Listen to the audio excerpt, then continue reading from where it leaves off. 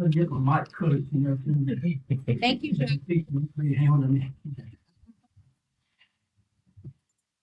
As always, before we start our meeting, we know words of guidance, you know, to help us, you know, kind of, if you want to. Absolutely. Let us pray. Father God, thank you for letting us safely gather here today. Watch over those who have to travel to come home. Please watch over our decisions. Let me be pleasing to you, and all we say and do, let us be respectful to each other and always mindful of your word and your forgiveness. In God's name I pray. Amen. Amen. Well, thank you. I pledge allegiance to the flag of the United States of America, to the republic for which it stands, one nation under God, indivisible, with liberty and justice for all.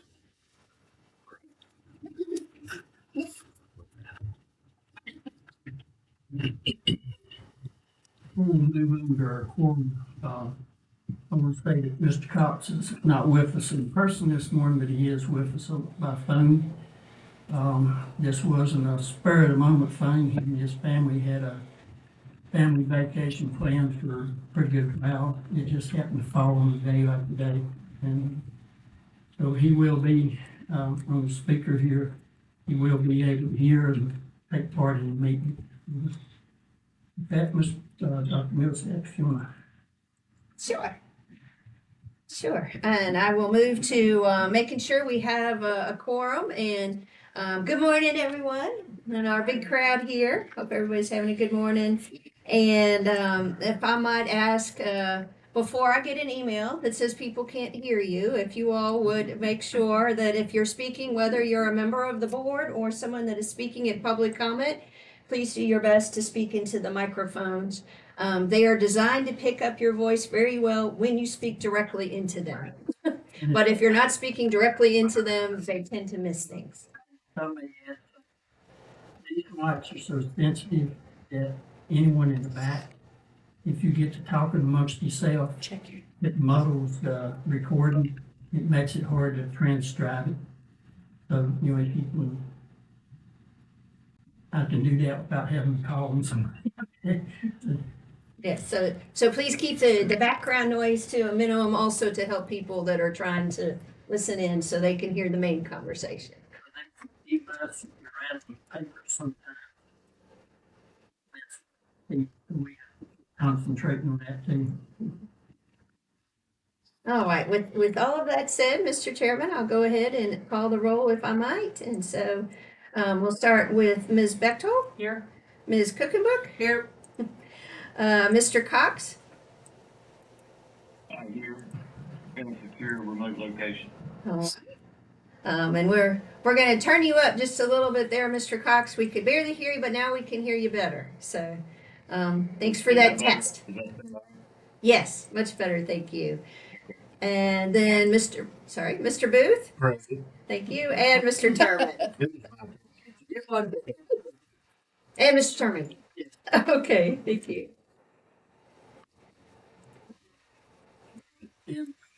To approval of the agenda. And Mr. Chairman, if I might, the staff would like to recommend one addition to the agenda. If we could add an additional item under closed session, under A8, consultation with legal counsel employed or retained by a public body regarding specific legal matters requiring the provision of legal advice by such counsel.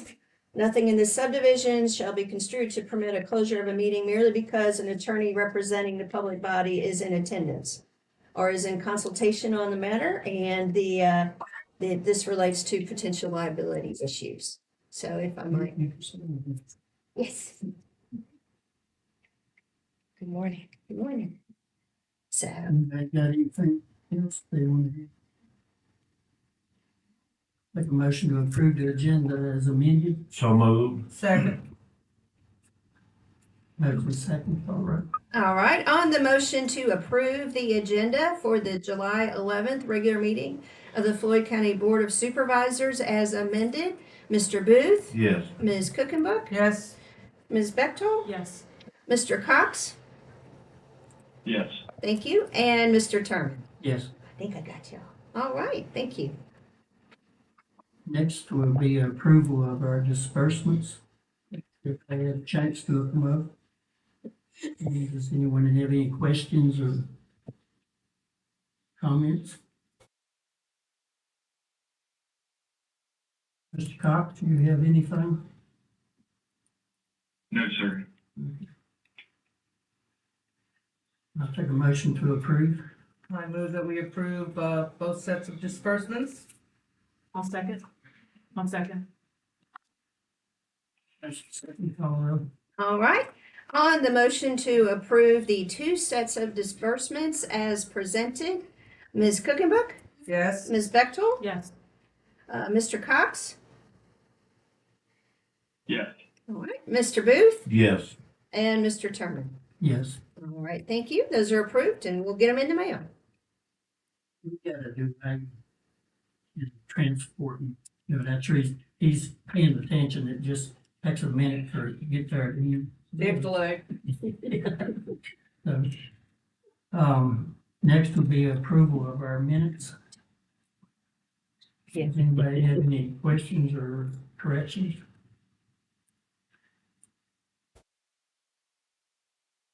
I'll take a motion to approve. So moved. Motion second, call the roll.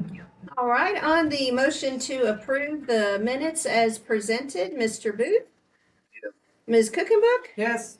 Ms. Bechtel, Yes. Mr. Cox. Yes. Thank you, and Mr. Terman. Yes. All right, minutes are approved and will be posted.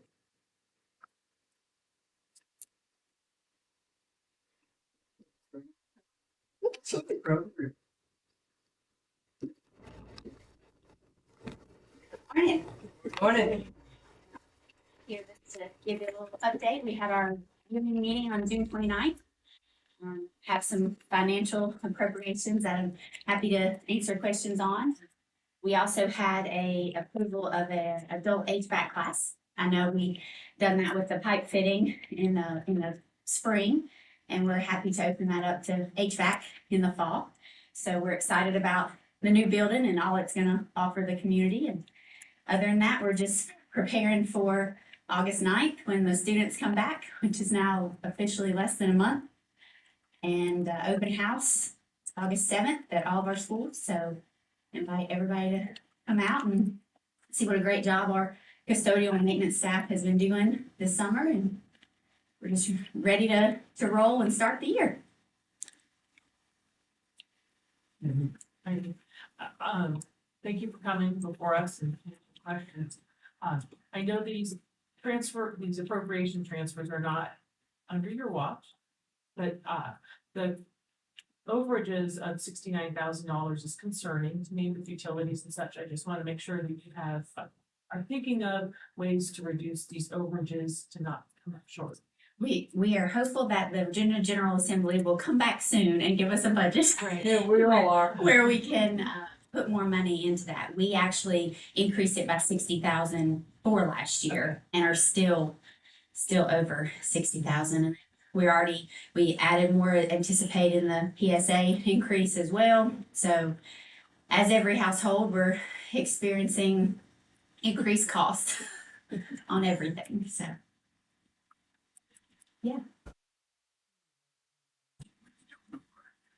Money, yeah, Right. we're hoping maybe this week. Hey.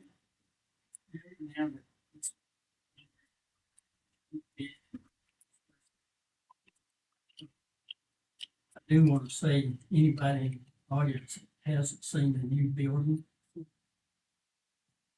you need to go through and look at it. We know it's gonna be special. The nursing department still boggles my mind when you walk into it, and it's like walking into a hospital room. You know, to see the training that these students is gonna be getting. And like I said, the dividends it's gonna pay in the future for the education they get is gonna be enormous. And it means a lot to the students. I know as we finished each phase and they were walking in, that was one of the best spots to be, was when they hit that door and their eyes, they're very appreciative of the investment in their future. My granddaughter, when I starts the eighth grade this time, and then she tickled to death. There was a section at eighth Yes. grade. Yeah, that's gonna be great. No more eighth grade hallway. No. Just want to say welcome and look forward to working with you. Thanks. And thank you for what you've done. You've had a whole lot of impact with the school system already. And not putting any pressure on you, look for much more in this new position. Never at all. I'm the one that's got the hook. Now, I won't put a bar up on yours yet. But right now, I'm so thankful that everything within the system, it's got roots here, you know, and it really understands what the students need. Great to see you, Jessica. Thank And if I might, real quick, Mr. Chairman, before Dr. Cromer leaves, I want to give her a compliment. So, I just wanted to compliment those, my Chairman, I know. That's right. But I just wanted to let all the board and the folks in the community know that I think you said yesterday was your 5th official day, so today would be 6th. And we have already gotten together a couple of times and started talking about some of the issues that I know are important to you, but also a lot of the community. And it's been a nice conversation. So I really appreciate you taking time already in your first like 10 days to sit down with me more than once. So thank you, and wanted to let you know about how helpful she's been. Yeah, we're open. That's we have an entry plan for my tenure, and it's on our website. And part of that entry plan is meeting with all the stakeholders. There'll also be a time to meet with parents and families at each of the schools, and so we're setting those up. And that's just a part of, even though I've been here, just hearing things from a different perspective and seeing them from a new lens. So that's step one, and we've had many opportunities already, and we look forward to continuing those conversations.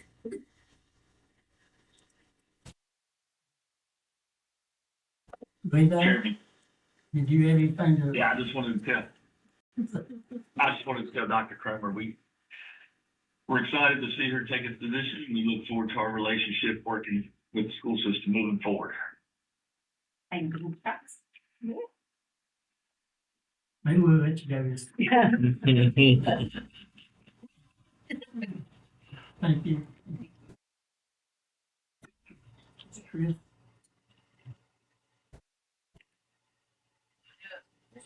Ross hasn't got here yet. Okay. Yeah. Mm,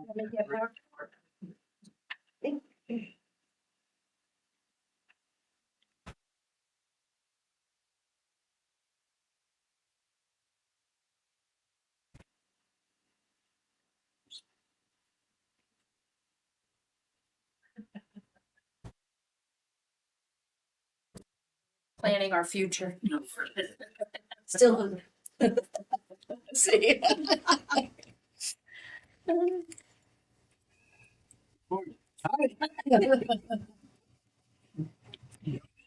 Happy?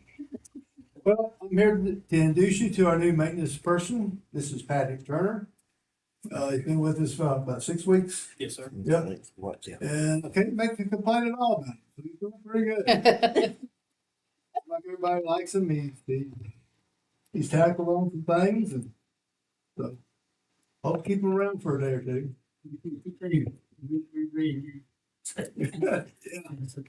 This is what I understand. Choice. Thanks. You're seeing that already, huh? That we really needed it.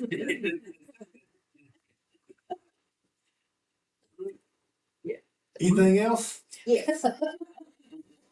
I can keep all you here. So if I might, Mr. Chairman, if you wouldn't mind letting them know a little bit about our walkthrough the other day at the bank building and kind of some of our thoughts around that. You know, any other of you keep bringing up that we got a lot of broken equipment to me, so I thought you could share the love about that. At the transfer station. Oh, Glad y'all sitting down. All right, the new offices. I think it's gonna be nice. But I'm gonna spend a lot of money. You can go. Yeah. They're going to the state. What I'm recommending is, let me get a fella over here at the courthouse, doing some patching on the plaster. Have him come in there and take care of the plaster work. They got to get with Danny, see about what kind of cat 5, cat 6, whatever that cat is to run in the ceilings. Get that lined up, and then we need to get some painter in there, repaint everything. Take the carpet up out of the hallway, maybe do the laminate something more durable. And then the area where we'd like to do a boardroom, the old computer room. Have y'all been up in there? Okay. We gotta take that wall out, move the wall closer to the end, make a new computer. We don't need all that space, and then take that wall out, and then recarpet or do some kind of flooring for a new boardroom. Remove the cabinets in there and put them in the kitchen and leave the kitchen door available to the boardroom. Then we have one door there, that goes into the boardroom, it will meet ADA. We have to make it full swing. We got that covered. There is one restroom we could do an ADA on the third floor or second floor, however you look at it.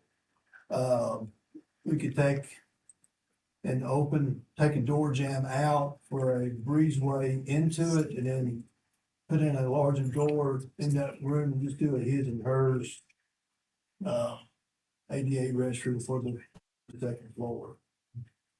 And then the two thing, this bill stuff. Painting. I'm just trying to work off memory, sure.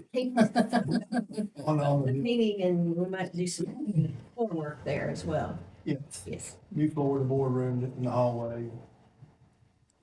Let's see, transfer station. Well, I got a gentleman looking at the 06. It's pretty well shot. The motor and cab's good, but the bed's all. And the rear end's messed up. So looking at either getting the rear end repaired. Mark Vi has a trash truck. It's got a good bed on it. But he's got to look at the 06 and make sure the frame ain't spread out and rusted out. And if it ain't, we can maybe look at putting it on that one. If not, I recommend it's looking real hard for another used truck.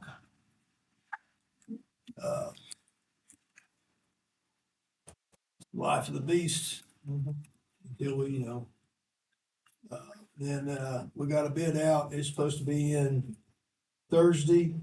We need a new skid steer.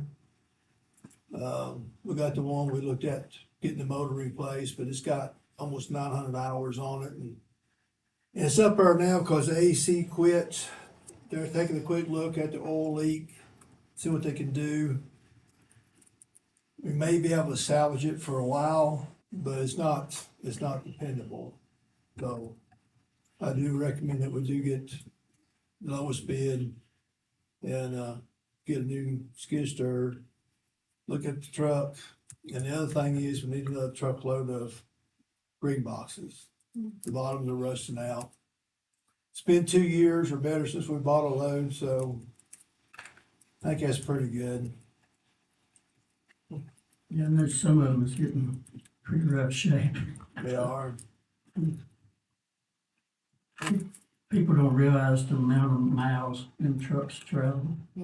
Plus all the acid, food acids out of garbage eats them up. Yeah, that 06 get close to 300,000, but still, more diesel engines, take care of them, they do pretty good. They like me, they get old and rusty. Being clear on that subject. All right, let's dig a little deep.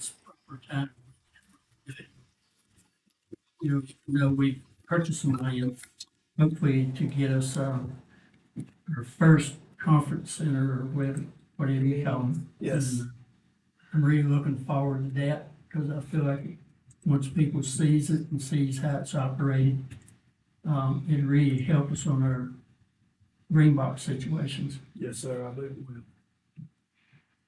In case we were to find some money, if you have an extra minute or two sometime, could you see what we need to do to get started? Maybe, I know we're probably gonna have to do it in steps about how to go about maybe getting the road into it, maybe get somebody to put timbers in the area that we won't be using.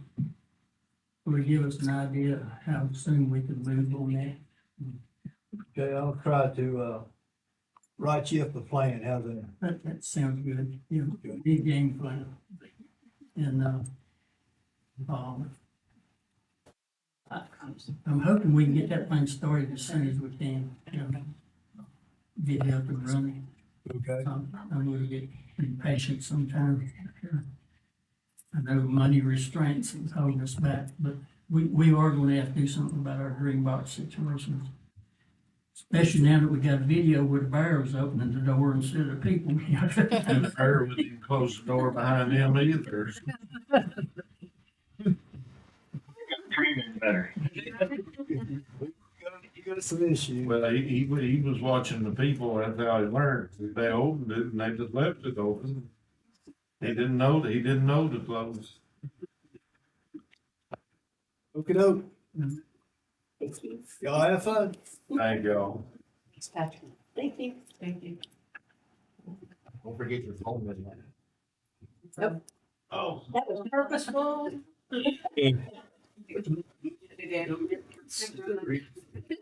Yeah, we go. Long time no see. No, thank you. You guys ready for me? Thank you.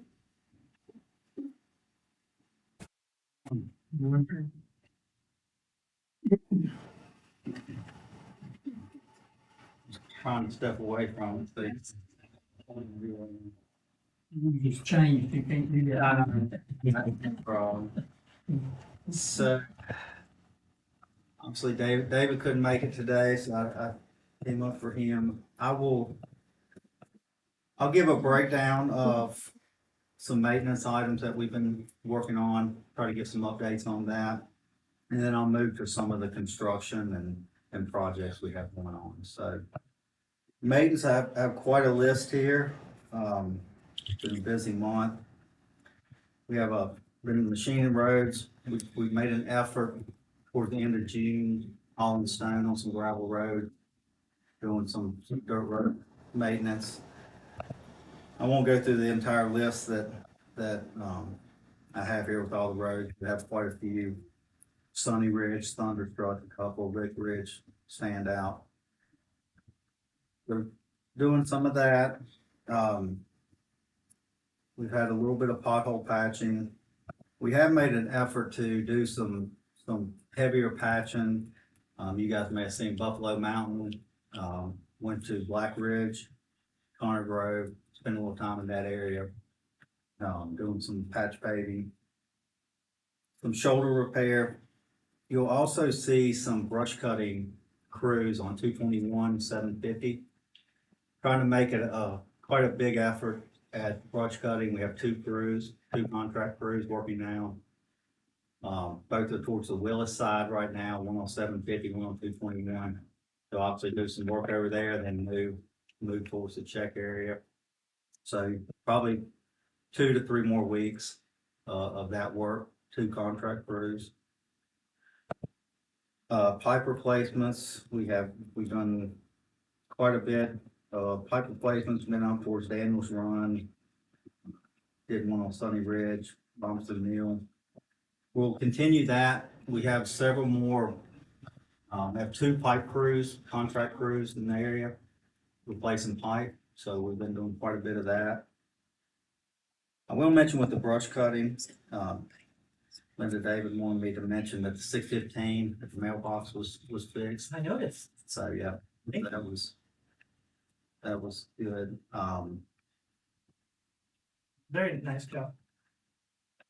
So our plan is, July work plan is gonna be continued. You can see a lot of the pipe replacement crews, mow trims, patching, machining gravel roads. We are looking at,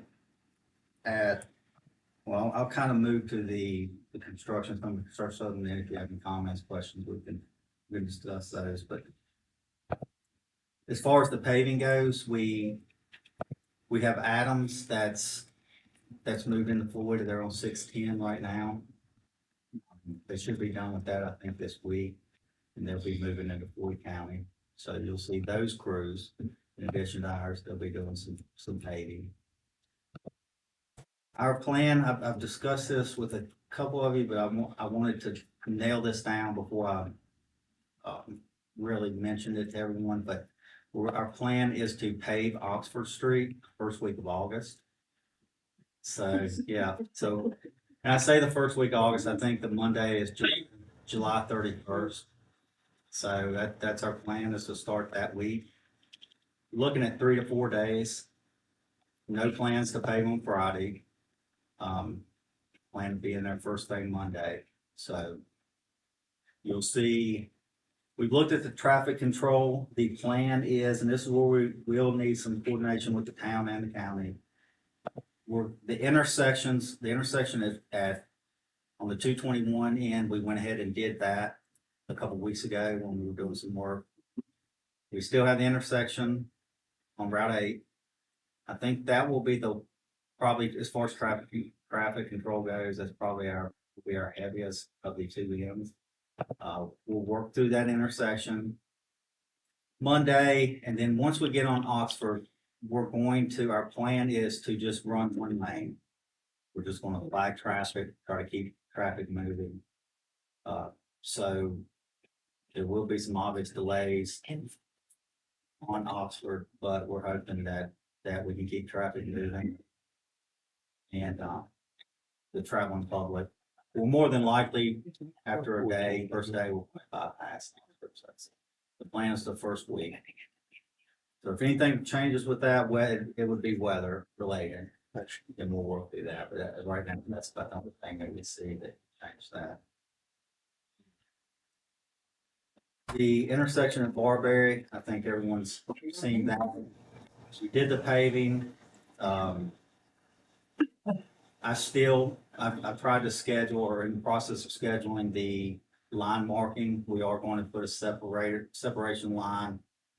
It is a short term, but we do have room to put a separator line in there and do a couple turn arrows. That'll help a little bit, and then we'll look in the future at extending that. So, Jerry Lane, we're doing work out there, getting it ready to pave. Done some brush cutting, ditching, patching, different items. Our plan will probably be to go to Oxford, and we have some patching left on Buffalo Mountain that we want to finish up, and then we'll probably move to Jerry Lane. So probably looking at mid-August for that. We are meeting next week. We have our maintenance managers coming over to look at some sidewalk maintenance downtown.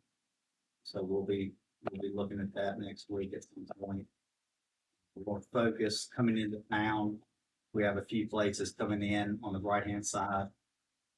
We get to the stoplight that we want to try to address, and then we'll look at a couple more spots. So we may have a couple crews in a few weeks doing some sidewalk work. And I think for the most part that's about it. The 6-year plan projects, secondary projects, I think we're working through those. There's no major updates, but working on Hope Road. Firehouse is still there, and we'll continue to chip away at it. Hope Road, we're getting ready to move into the right of way phase. Medea, we've had survey done. Get all that wrapped up and get that out to advertisement early next year for construction of next season. So that's about all I have as far as updates. If you guys have any questions or specifics, I can answer those.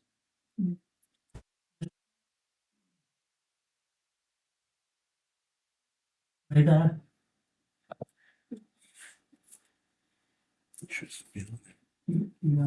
Hey, you got me? Yeah, got you now. Okay, I'm gonna start for you, out of sight, out of mind. I'll Okay. if it doesn't. Yeah, hey, Mr. Price, thanks for coming today. Quick question, just in the Locust Grove district, I think I sent, Mr. Clark an email about some concerns on Diamond Knob. He relayed that you may have already checked into that. Yeah, I have not checked into it yet, but he did mention that yesterday. Okay. So we'll look at that. Yeah, if y'all can, yeah, I appreciate that, just some, maybe look about some gravel and some potholes on the gravel section down the knob. And then, a couple of weeks back, it wasn't my meeting, but my email. I checked, Mr. Clark about Stewart Road. We had a resident that was maybe looking about children at play signs. If y'all could just check back on that. I haven't got to drive by there to see if anything had been done there. Okay, so one thing with the children at play, I'm quite confident that we don't, I don't think we do the children at play. I think that is a actual county. That changed. Oh, okay. That changed several years ago. VDOT did do it, but then that's one of the things that got shifted down to us, and children at play signs for quite some time have been paid for by the county. Correct. So that's. Okay, well, I appreciate that. I'll follow up accordingly on that there. Now, if y'all wanna take it back over, it'd be fine with us. Not, yeah. You tell David you recommended it, how about that? Those have always been tricky because the children grow up, so we have children at play signs that have been in place for 20 years. It's a tough. And I appreciate your attention on the Jerry Lane matter in my district. No. Yeah, I was gonna thank you for Jerry Jerry, Lane. Go ahead, Levi. Yeah, thank you, Mr. Price, for your work on Jerry Lane. Yes, sir. Mr. Chairman, that's all I had. Thank you. Yeah, since it straddles both sides of the district, thank you on that one. Also, thank you for the extra work on Sunny Ridge and Thunderstruck. Telecrews, we're really appreciative, both your contractors and our daily crews, and all the work you've been doing on the roads. I'd never seen this vehicle before yesterday, matter of fact. An emergency incident vehicle from VDOT heading out Daniels Run. Was there an emergency yesterday? Not that I know of. No. I've never seen that vehicle before. Right, yeah. Most of the time it's an interstate. Yeah, Like, Them are more patrol, right? They just yes, yeah. go around. yeah, I just Yeah, saw it running down Daniels Run. I was like, I've never seen that car before. yeah. All right, and if, I know that David and I have discussed it, and I just want to make sure it just stays on with our pipe replacement. I know that the one just after the bridge southbound on, Christiansburg Pike is gonna take more than just your normal pipe replacement crew. We've discussed it. Okay. I just kind of want to get an idea of when that's gonna happen, because certainly don't want the road to fall before we get to it. And it's definitely a need. I mean, it was a major project that you guys worked on a while ago, and we're just not the amount of water. And, you know, I was just reading earlier this morning as I had breakfast about our increased level of rain. All we have to do is look to upstate New York from Sunday night into Monday morning and see that our rain amounts are going to increase. So pipe replacements like those in those areas that are feeding into like the Little River right there is absolutely, of utmost importance, because that is a major thoroughfare for many in our community, especially those that live in my district, Yeah, I agree. as well as Levi's. That's about it. Thanks again for that mowing on the brush at the mailbox. That was a real safety concern. And other than that, there are a few holes here and there, but overall, the roads in my district are doing pretty good. Good. Thank everybody for their work. That's it.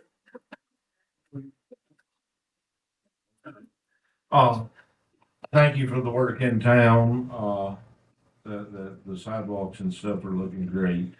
One thing we do need to do, the new sidewalk down toward the post office, the newest crosswalk, we do need to get those crosswalk signs up, because I have seen people crossing there, but traffic hasn't paid attention yet.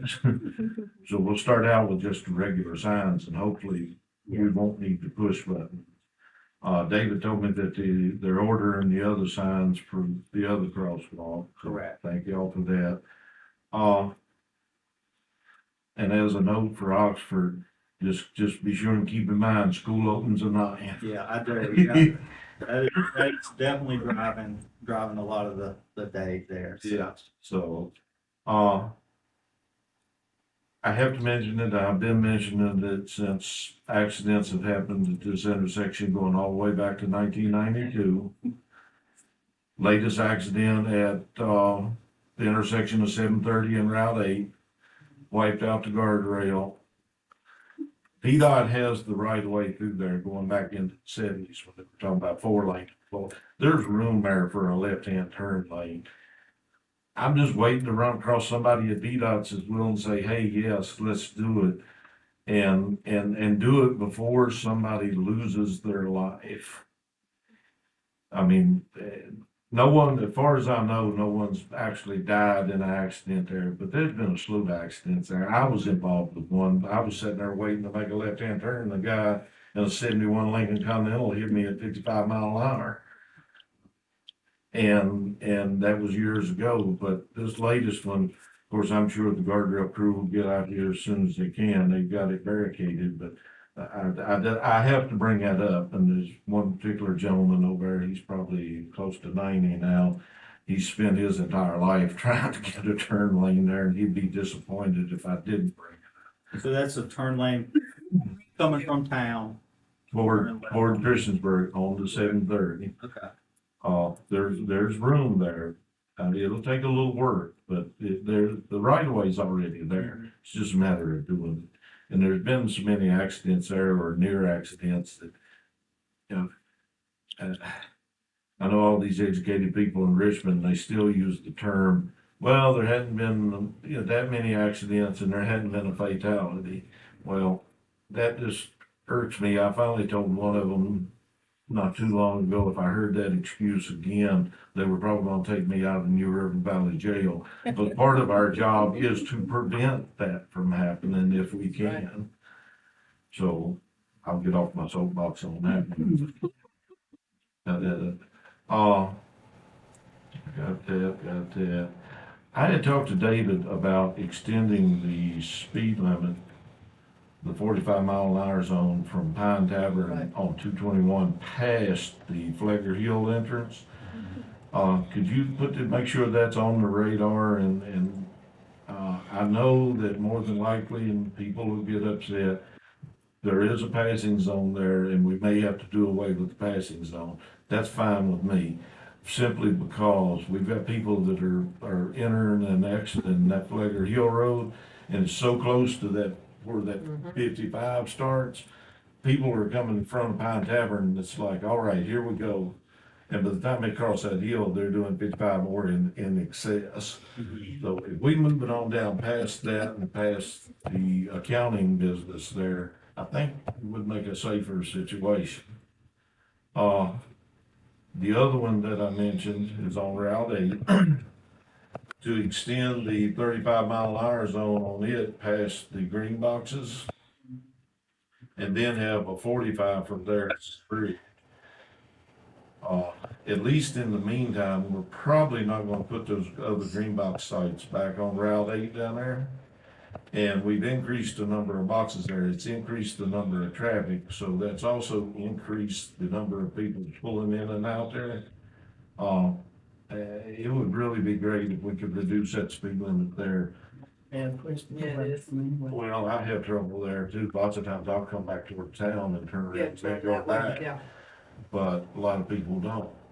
And if we could, those two zones, and I'm sure Salem will probably come up with some reason, but at least let's put it on the radar and say, hey, and then when they say no, then I can say, all right, we've been to Salem, I'll go to Richmond now, you know. Right.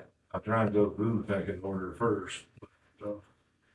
And, just, you know, you covered a lot of it. A lot of the dirt roads need machining, we're gonna have raining to do that. Yeah, and there's a lot of roads that need patching. And you'll get to them, it's just, we have to be patient. I will say this, with the brush cutter and the mowing crews that y'all were contracting with, and I know this for a fact, because the contractor did 221 and 730, 750 and 730. They worked on the weekend, so we were transporting hay and I actually got behind them. Need to emphasize to them not to throw the grass into the road. I mean, it looked like somebody been out there and cut hay. It looked like a hay trough down, and that was on the pavement. So also remind your brush cutting crews of the same thing. I would have hated to have been on a motorcycle and come curves and found that it's very dangerous. And we fuss at citizens for doing it, but our contractors need to know. And I understand their machinery it may be they need to turn around and go a different direction and throw it the other direction. Yeah, there is a delay and our contract is set up in case you run into that to blow the grass off the road, and they're usually as close as they can be right behind them. Well, there's no blower, no brush, no nothing. If you're right behind them, All you're not these. see it. Yeah. You had two mowers, you had a truck in front and a truck in back, and that was it. Yeah. So they get down to 221, two. Well, that's what I'm saying, it was the same crew, they did 221, then they went out 750, and then that's it. I'll remind them. But if they turn around to the other direction, their equipment will blow it back on the bank instead out on the road. If they've got the proper safety vehicles, they can do that. Right. And I'll flip around that, yeah, I know it sounds like I don't, but I do appreciate you and appreciate it. Thank you for all your work, and I know that on the agenda for you all is doing the evaluation of the stoplight in town, seeing if we can do one lane of travel at a time through that light to expedite safely. Talk to David about that. Okay. So you're talking about doing one lane. One lane of travel at a time. One side, all three will say red, one will. It's that way if they're going, they can go straight through either direction and rotate around that way.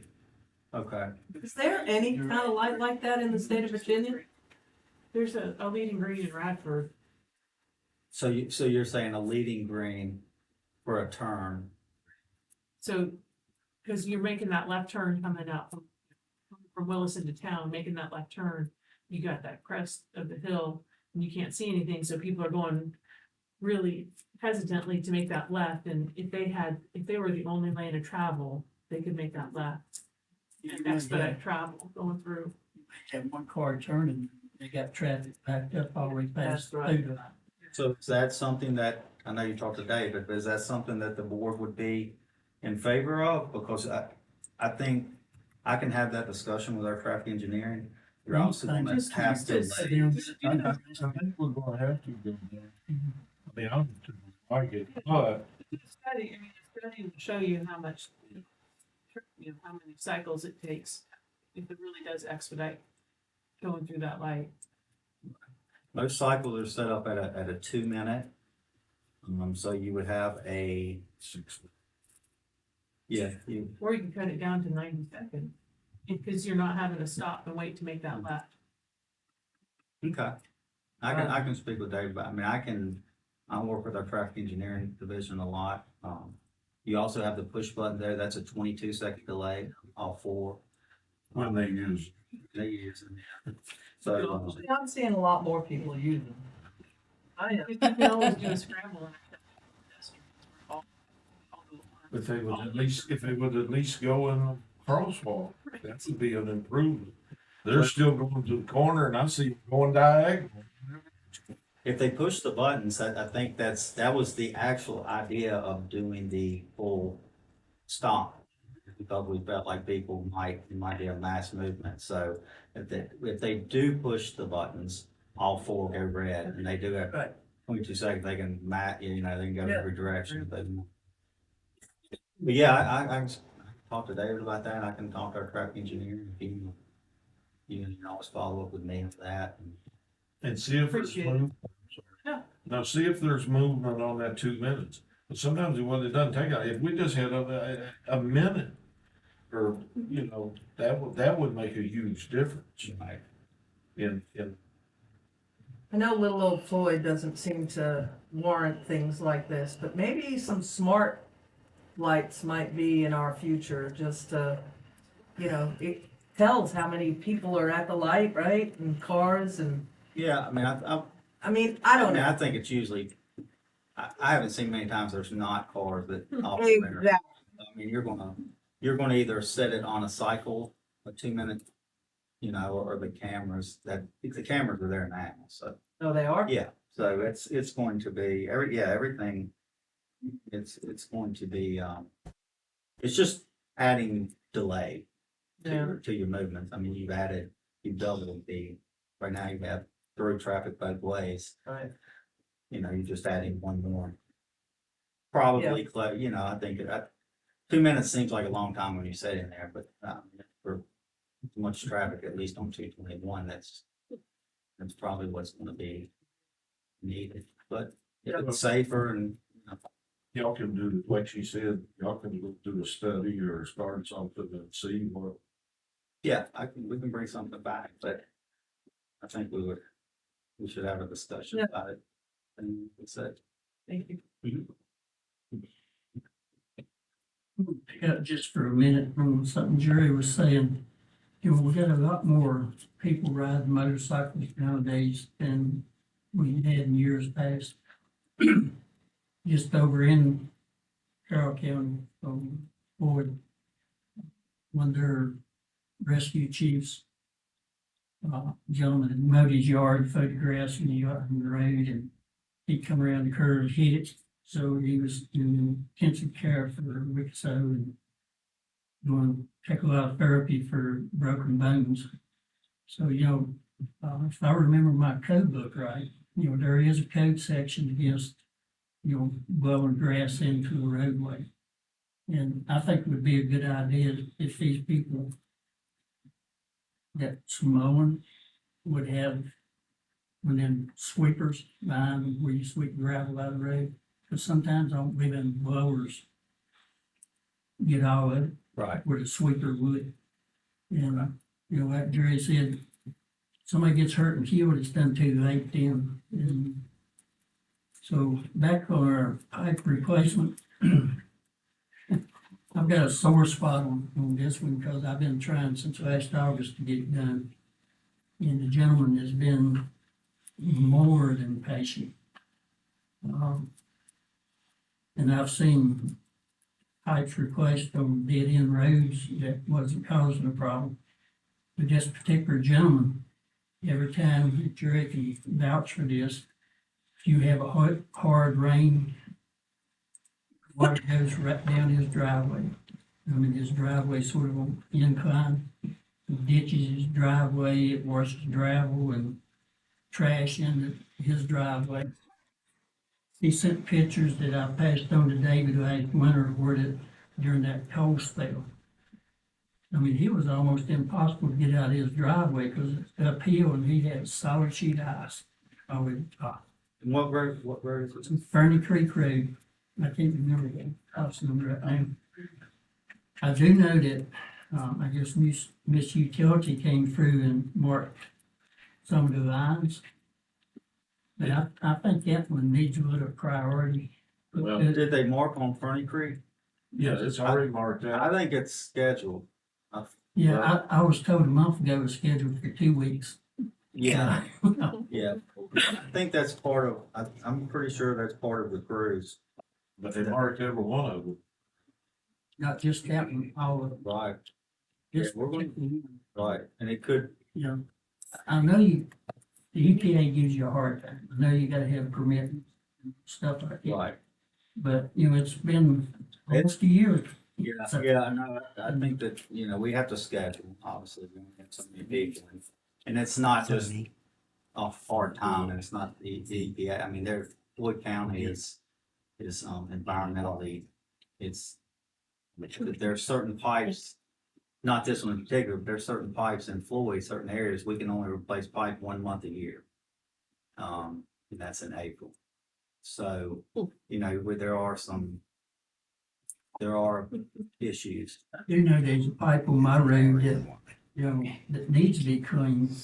And, but I was told that, they have to have DEQ permits because of the creek bed and spring branches that comes down and feeds it. Is that what you're talking about? Yeah, so Floyd County has, very good, it's a good thing, but a population of wild trout, a lot of streams, so you have, quite the permitting process there, and then you also have the bog turtle that is very prevalent in Floyd and not in other places.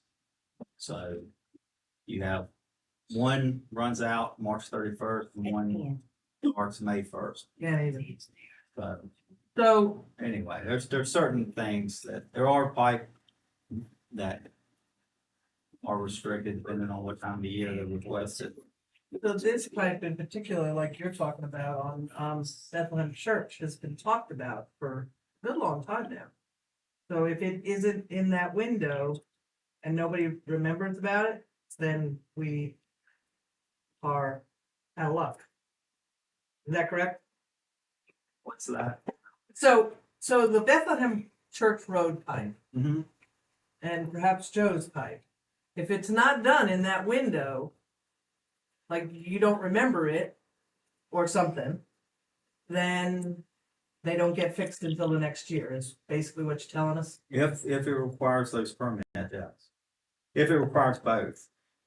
No, that's, yeah, I'm not saying it's a common thing, but it's common enough. Yeah, if there's running water, you're permitted. And most of them, when they're operating properly, they're not a wetland. Yeah, it doesn't matter. A lot of the What I'm saying. jurisdiction I've seen them jurisdict dry ditches that don't have any water in. It has really, the easiest thing is running water. You look for the wetland situation, but that actually has, when it's permitted and they look at it, it has really nothing to do with that. There's a lot other things. I mean, I've seen determinations and permits on the plant species in the ditch with no water in them. So, it's a tricky thing. It's really, kind of hard to get into, but permitting is not due to water or it doesn't have to be. Water's the easiest thing. You see it, you assume it. I know what you're saying. If it doesn't drain, it creates a wetland. Actually, really, it's a lot more to it than that. It's not, water's not draining properly, therefore it creates a wetland, therefore it's a jurisdiction and permitted. It's so much more to it than that. I know what you were trying to. So you're saying that in April, so how many people do you have available to work? How many crews do you have available to work on culverts in April? It's not every pipe. I'm just saying there are situations I've run into in Floyd where you have that situation. Right. But We have one or two couple crews, yeah. We have some contract crews. And their scheduling. I mean, I'm not saying that's the issue on, but you know, there's, we obviously have to prioritize.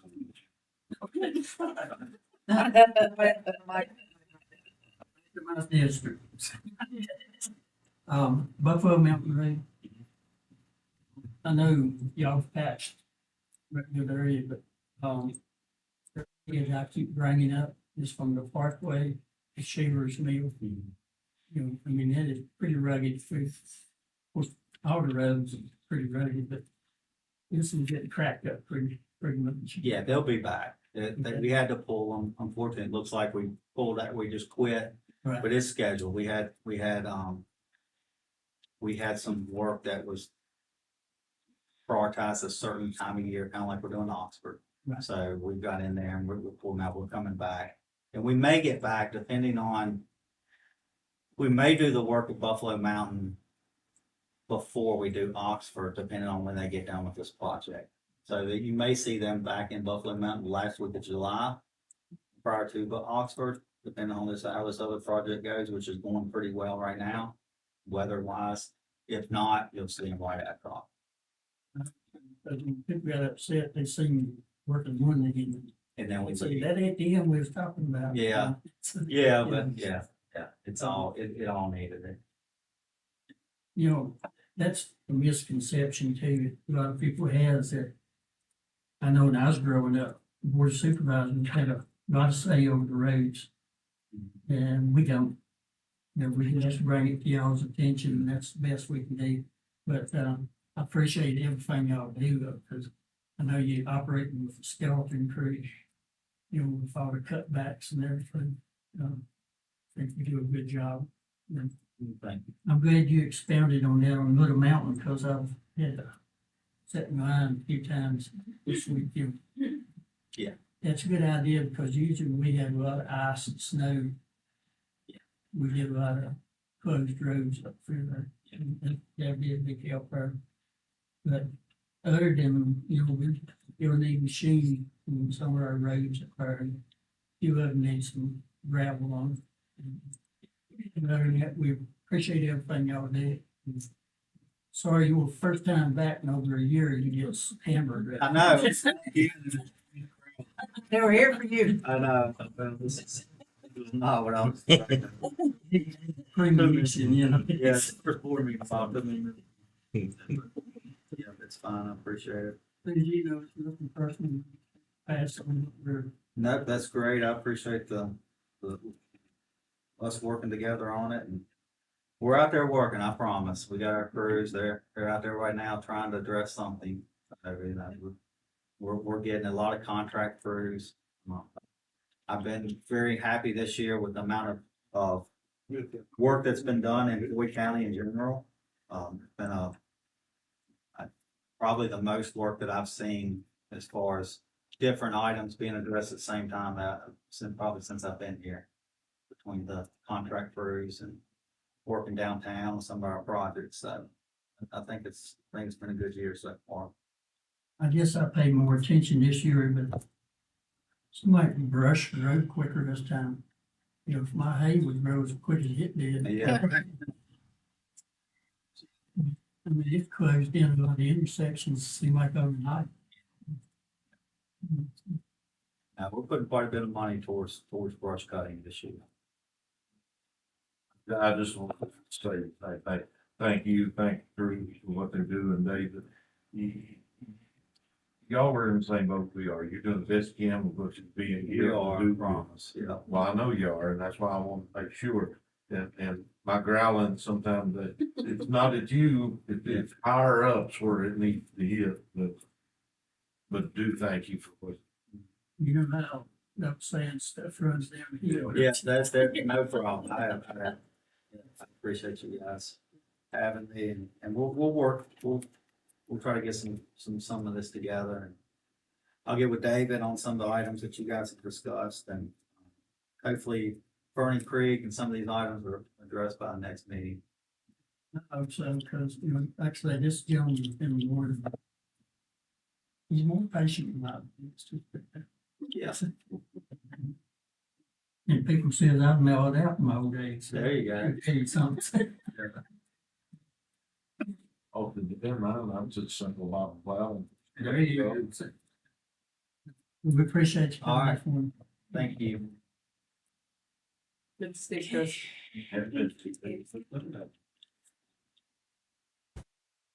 Need to open public comment, but before we do, make sure you're signed up. Because if your name's not on that list, you won't be able to speak. Because we've got so much correspondence that we need to read in. And when you make your comments, I know there's gonna be people from both sides of the issue. But please remember, we are neighbors. You know, we've in this county together. Everybody's outlook is to make it better. So let's be considerate of each other and no name calling or stuff like that. I mean, that's just not who we are.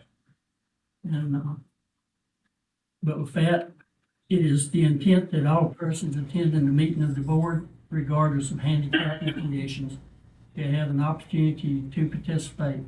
If any person present requires any special assistance, please let the board know in order that arrangements can be made. When you come forward, state your name, the district you're from, limit your comments to 4 minutes.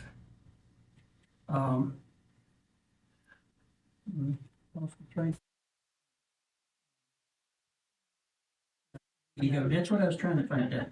The one-way conversation, you know, we're to listen, but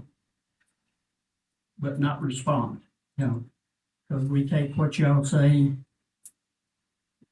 digest it, talk about it amongst ourselves, and make our decisions. But y'all's input is important to us. And, you know, we try to be open-minded on everything. I think I can say that and speak for everybody. So with that, I'll open public comment. Dr. Millsap will read the names for me. And again, as the chairman said, if you could let us know your name and also your district when you stand up to speak. And as I noted at the beginning of the meeting, if you would be certain to use the microphone, it makes it a lot better for us to pick up for later and for the public to hear that. So thank you very much for that in advance. And Mr. Chairman, the first person on the list is Deborah Johnson. And you. Let me make one other comment first, because we had this in the past and caused a lot of controversy. I know Jerry and Linda and Kalinda make a lot of notes.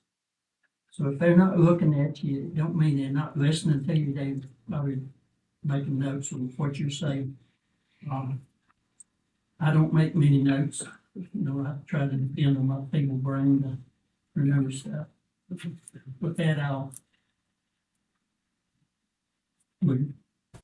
My name's Deborah Johnson. I'm in the Indian Valley District. And I came today to speak about the Junebug Center funding.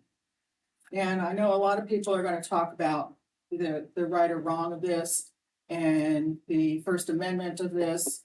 But I want to talk a little bit about what the rest of the world thinks of this and also what the legal ramifications are of this. And I haven't looked into the legal ramifications a lot, but I've looked into enough that you need to think about what you're doing with children in this district, okay? So I'm going to share several documents. One is a Gateway Pundit article, and it says 7 state attorney generals send Target a warning letter, a warning pride displays may have violated laws that protect children from harmful content meant to sexualize them. So we have 7 state attorney generals in this country that even a Target display is sexualizing children. And I don't know if you've seen the Sound of Freedom movie, but you need to see it because this is the biggest industry in the United States. The United States is the biggest customer of child trafficking, and grooming is one part of that. The other thing I want to show is I posted some pictures on Facebook from the website of the event, okay? And the one, it shows this child that is just horrified. I blocked out their face because I didn't want the children to display. But this child behind is clutching the woman next to him and horrified. Okay, and the interesting part about that is that Facebook censored me. And what Facebook said was, your comment is now on Facebook, but it looks like similar to other comments that were removed because they don't follow our standards on nudity and sexual activity. Children. The other concern I have is money. This is a striptease show where they're teaching children how to hand money to these striptease people, okay? I have a problem with this. I have a problem with my taxpayer dollars going to this kind of stuff.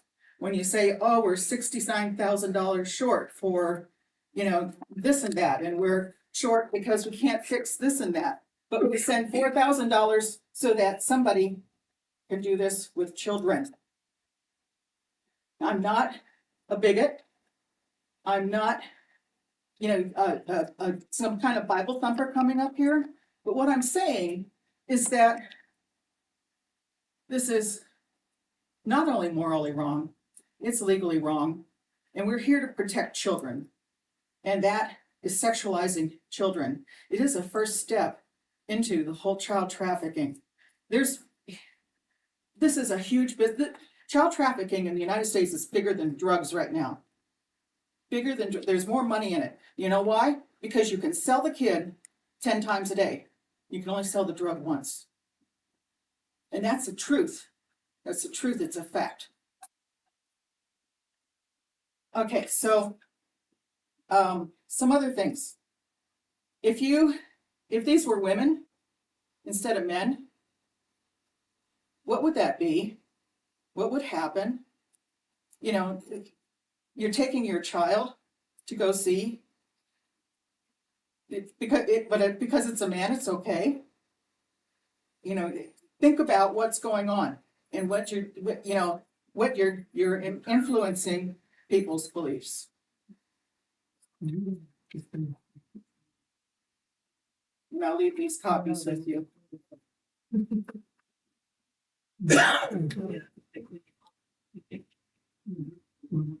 What's that? Like a pre-warning sign. Our 15-second signs, we had them up here. Don't know. But we can do that. Yeah, I'll make it. We just make it 30 seconds. Quick. Because sometimes it's hard to quit 15 seconds. And also, I meant to say before, if you got pictures or anything you want to leave, make sure you give them to staff so that they put no ballot. If you got additional comments or whatever, give it to the staff and they'll pass it on to us.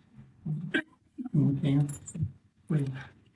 Good morning. My name is Paul Kitchen and I reside in the Little River District. I believe in my right and freedom to make my own choices and express myself. I believe we all have the freedom and right to make choices and express ourselves as we wish.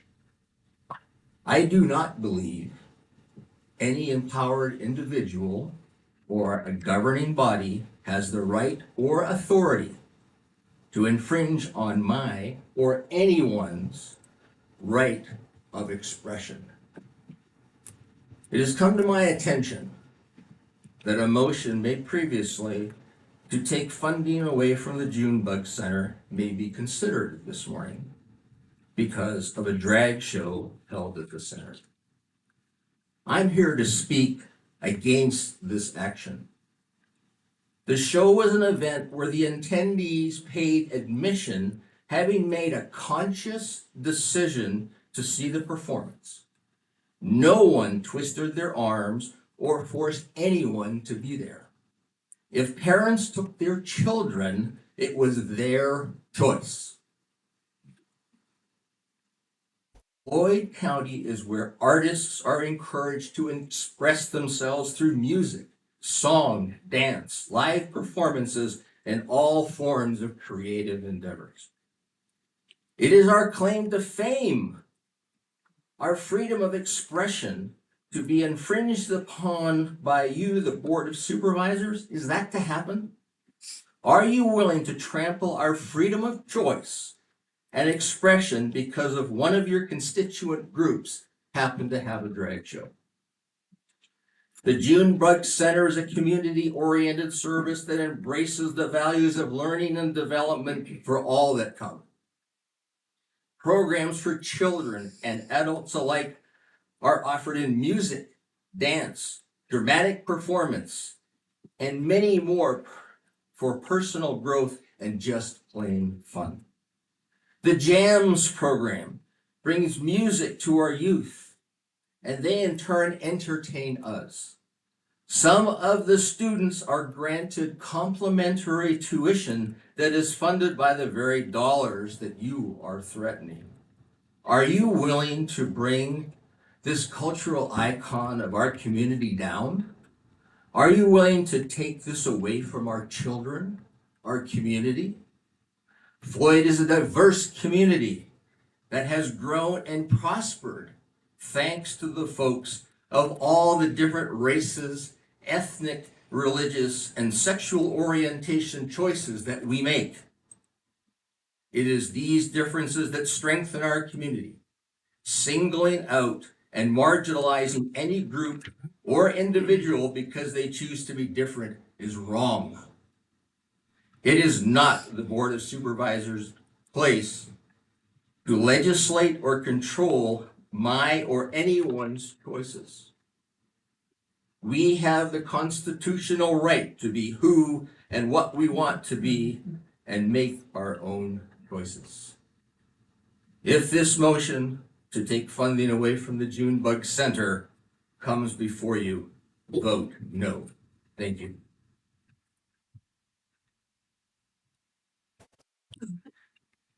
The chair, Tracy Chrissy ready to speak. If I'm not, she was late, so she won't speak here. we take Michelle Cochran. Hi. And Leva. Thank you. Good morning. I'm not here to do a lot of complaining about what is, but to share a few things about, Michelle Cochran, and I'm up there at the Berks Fork Districts. We border right up there in Medicine right with you. So I'm here to tell you what I'm for. And one of the things concerning all that happened with the Junebug Center is that I'm for the rights of the children and what they deserve and who they are. We understand that in any other type of setting that we have, if a man were to do what he is doing in front of a child, chances are his name would have been put on a list that the rest of our parents would be aware of. Pedophiles, sex offenders, that they would have that on there. Most times children at this point in this belief of where I am at and what I am for is if they are taken to a place of that, you would not allow them in a strip club, but you can allow them in a place like that to have this happen. So if you follow the different things that go on with it and you look at where we're at, I also believe in the science, and science does not differentiate gender. Because a man dresses as a woman and chooses to use his body in a way towards either the parents, because the parents would have been listed along with the rest of them, being there with them. If they were to do such a thing as a man, they would have been shut down. But because a labeling of letters and numbers come behind this group, then everybody thinks it's okay. We need to start asking ourselves, why is it okay, regardless of what letter or number is behind a name, to have these children? Okay, so if I believe in that, I come back into the science, and I can promise you that mutilation was started in ethnicities, not definitely racist. Breasts were cut off, mutilations with the body parts of men to keep people from breeding. But thousands of years later, if those bones are dug up in a grave, it doesn't matter what they are still man or women. We can still discover who they are. God created us in such a way that I don't care what you do to your body, your sex, who your gender is still going to show up. So if you go from the science all the way back into what I also believe in, is I also believe in there's an age of accountability. And with this age of accountability that we have, children are not allowed to vote until they reach a certain age. They cannot buy cigarettes until they reach a certain age. They can't drive. They can't buy alcohol. They can't purchase guns or anything else like that. So if somebody were to take them into a place or into a bar at a young age, that person that brought them in there would be held accountable to them. We have laws. Our laws state that you cannot bring a child into such areas. We have laws against what we do to our children. So I guess the point that I'm saying is I can't stop what happens here, but I'm going to ask for changes to start happening. If you're going to have something like this type of event, put an age limit on it. And you let them show their IDs. If they can't add and they can't write, there is no confusion in this. Okay, I don't believe it's gender confusion. I think it's gender denial. And that's what we're battling. Thank you.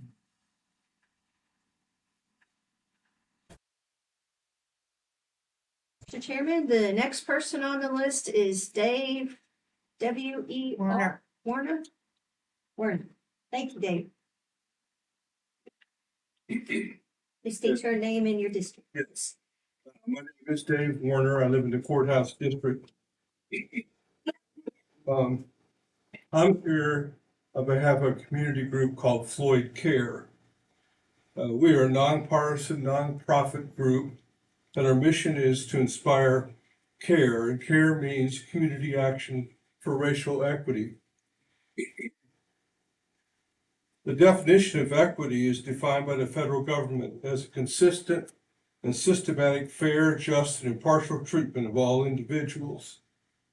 Equity work can address anything from gender, class, location-based, such as rural versus urban, imbalances. Our work focuses on racial equity, specifically in Floyd County. If you listen to some of the stories of our community members, it's very clear that equity has not yet been reached in every corner of Floyd County, and that's why we're here. One way we work toward our mission is through celebration and education during 2 events each year, Juneteenth and National Hispanic Heritage Month. We celebrate our local communities while creating a platform to educate the public about past and present contexts in which we all live. We believe in celebrating the diversity of our community while honoring the full history of how we all arrived here. This history and how each of us were and continue to be affected by it is critical to understanding each other. Racial segregation, discrimination, and slavery are all a part of Floyd County history, while at the same time so is determination, survival, and celebration. We organize our events to hold both of these truths. Music, food, storytelling, historical context, resource sharing, and community engagement and celebration are all integral as we learn more about each other and work toward the goal of achieving racial equity in Floyd. To encourage resource sharing, networking, and community building, we invite local community groups and organizations to bring information about the work that they do for Floyd. We offer our celebrations as outreach opportunities for everyone to know what amazing resources that we have in this county. For the 2023 celebration, representatives from Floyd County Public Library, Floyd Center for the Arts, Plenty, the NRV NAACP chapter, the NRV Women's Resource Center, and the Junebug Center were a few of the local and regional organizations sharing information about their programs. We're here to let you know that who we are and what we do, in addition to sharing with you how the Junebug Center participated in our event. The center attended our event to outreach to the greater Floyd community about their plethora of resources available.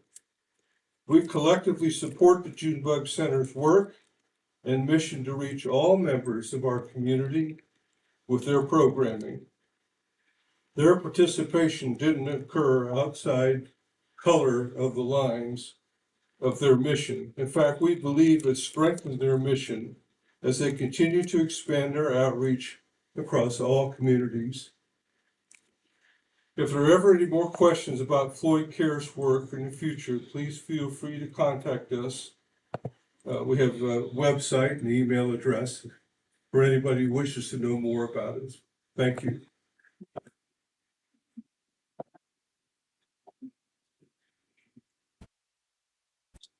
Mr. Chairman, the next person is L.A. Armistead. Is that correct? Right from courthouse. I am L.A. Armstead, and I live in the Floyd Courthouse District. Floyd is a very special place. This belief resonates strongly in our county. Floyd embraces a wide range of cultural traditions, beliefs, and lifestyles along a brightly colored spectrum, from farmers to artisans, shopkeepers, musicians, hippies, and LGBTQ folk. I can't tell you how many times I hear a visiting tourist expressing appreciation for our local culture of kindness and coexistence that is usually exemplified in Floyd. We aren't all going to see things the same way. I want to believe that the pastor, Josh Blankenship, and Kalinda Bechtold and Levi Cox had good intentions when they expressed their points of view at last month's meeting. I am shocked that anyone would think it is radical or political to celebrate a national holiday in our local park. Juneteenth celebrates Black emancipation in our country. Too often when folks gather in Floyd, it is a sea of only white faces. I am thankful for the hard work Floyd Care does to provide opportunities where we can actually gather in more normal, integrated environments at least twice a year. I do not understand how anyone could see the Junebug Center's participation at Juneteenth, as problematic. For the record, the Jesse Peterman Memorial Library, Plenty, the Floyd Center for the Arts, the Junebug Center, and Floyd Song also colored outside the lines and participated at the Juneteenth event. To attack the Junebug Center for participating in Juneteenth and propose rescinding their funding and transfer it to the Floyd Center for the Arts is absurd. After all, the Floyd Center for the Arts also participated and tabled at Juneteenth. I hope the board honors its word and continues forward with the funding originally awarded to the Junebug Center. Is the board willing to lose that grant money that's being provided to both art centers? So why is the Junebug Center singled out for its Juneteenth participation, and the other nonprofit and civic groups are held to a different standard? I suspect the Junebug Center has been singled out due to their renting their Black Box Theater to a group that provided a drag show to the Floyd community to celebrate Pride Month in Floyd. To me, this is a good example of how the Junebug Center serves everyone in our community. I hope the board knows that you're supposed to be a secular government organization. You should strive to follow the Junebug's example and serve all of Floyd County, not just a small segment of very conservative Christians. The Junebug Center is an incredible resource for us. They offer a broad range of classes and activities for both children and adults. To have anyone propose that children are at risk at the Junebug Center is preposterous. Children are treasured and protected at the Junebug Center. In my opinion, the majority of Floyd citizens, including most Christians in Floyd, know that children are safe at the Junebug Center, and that offering drag shows to folks who wish to attend is a plus in our community and offers us more choice. I hate to think that some folks could be censored and art performances prohibited. This sort of a closed-minded scenario could seriously impact the local economy. Most tourists come to Floyd believing we embrace freedom and diversity. I do want to thank my supervisor, Jerry Booth, for your calm demeanor and reasoned speech at last month's meeting. Thank you. If you don't mind, let's hold a pause, because she's trying to read names and, we understand everybody. Go ahead. All right. Mr. Chairman, the next name is Ann Fisher from Willis.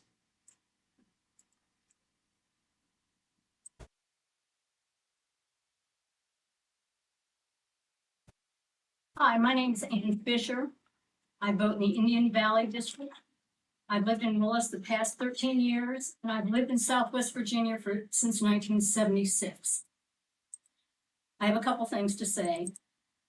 Juneteenth commemorates the day that slavery was abolished in the United States of America. I can't imagine an American who would object to a celebration of this point in our country's history when slavery was abolished. It is now a national holiday. I would like to feel like our community would celebrate such a thing in a very enthusiastic way. As to what happened at the Junebug Center and your concerns about that, I think we should all reflect on how fortunate we are to live in such a wildly, infinitely varied world. I think we are blessed to have variety of humans, of thoughts, of ways of living, of ideas all around us, even in a small community like Floyd. When we talk about how friendly and welcoming we like to think our community is, I think it should be friendly and welcoming to everyone.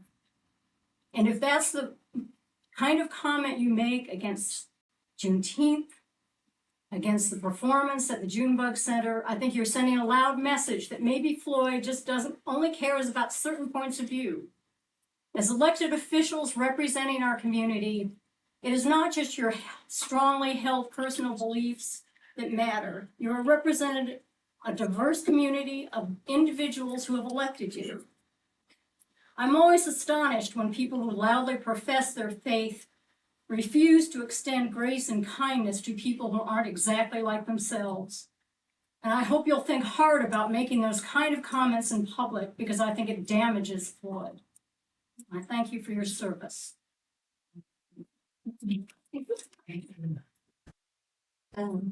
Mr. Chairman, the next person I believe left, but just to be sure, Gerald Vest. Is Gerald out there? I don't think so. Gerald left. He left? Okay. I didn't want to skip him, just in case. Yes, I believe so. So, he wanted to talk. So, that's it. Next we have Mara E. Roberts, Courthouse District.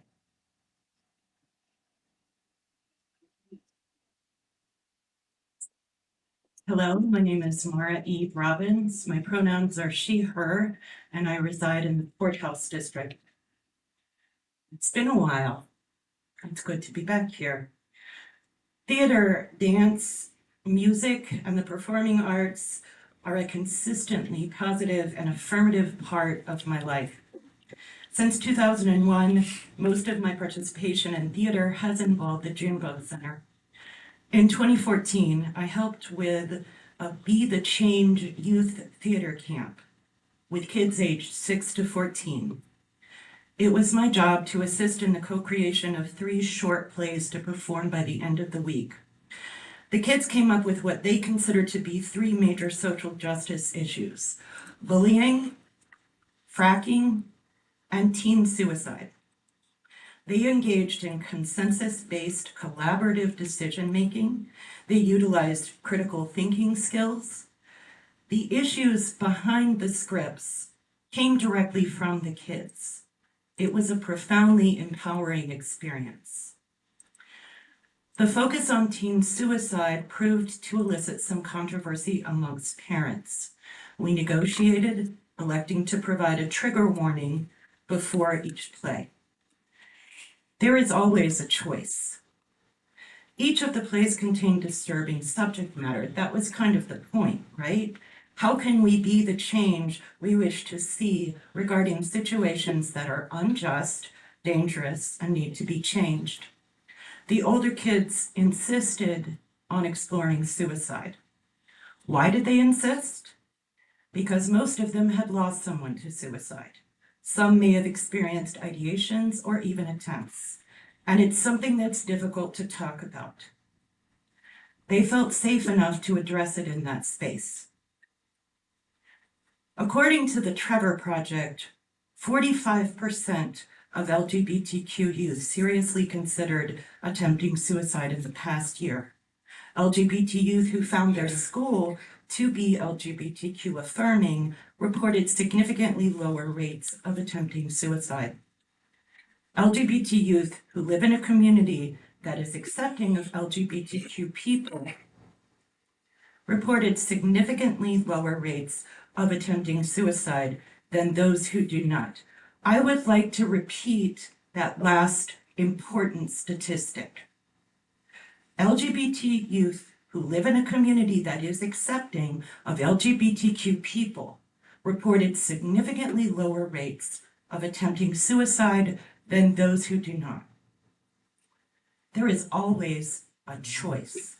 When those choices involve how to continue or end our lives, it becomes a very different conversation, and one that we desperately need to address. Censoring or criminalizing creative expression can provoke irreversible consequences. We all benefit from living in communities that encourage and embrace creative expression and create safe spaces for it to flourish. And we all deserve that opportunity. Floyd encourages people to feel safe in their creative expression. We welcome those who feel different, out of place, or marginalized. Floyd is a place where we can feel free to live authentically. What Floyd is not is a place where we tell people they can't be who they are. Where does it stop? We need our leaders to be assertive in their protection of creative expression. Thank you all for your efforts to enrich and enliven this community through your leadership. The Junebug Center deserves the utmost of support and respect for all it offers the community, and I trust y'all to do the right thing. Thank you. Mr. Chairman, the next person is Sierra Saunders in Copper Hill.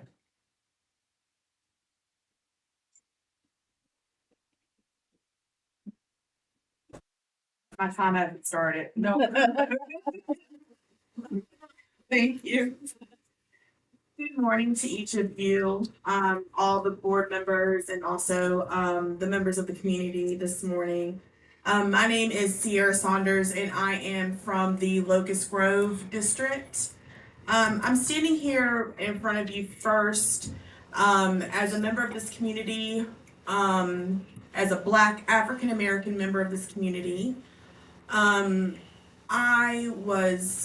couldn't wait to get here today because I was very disappointed to hear the comments that were made at the last meeting.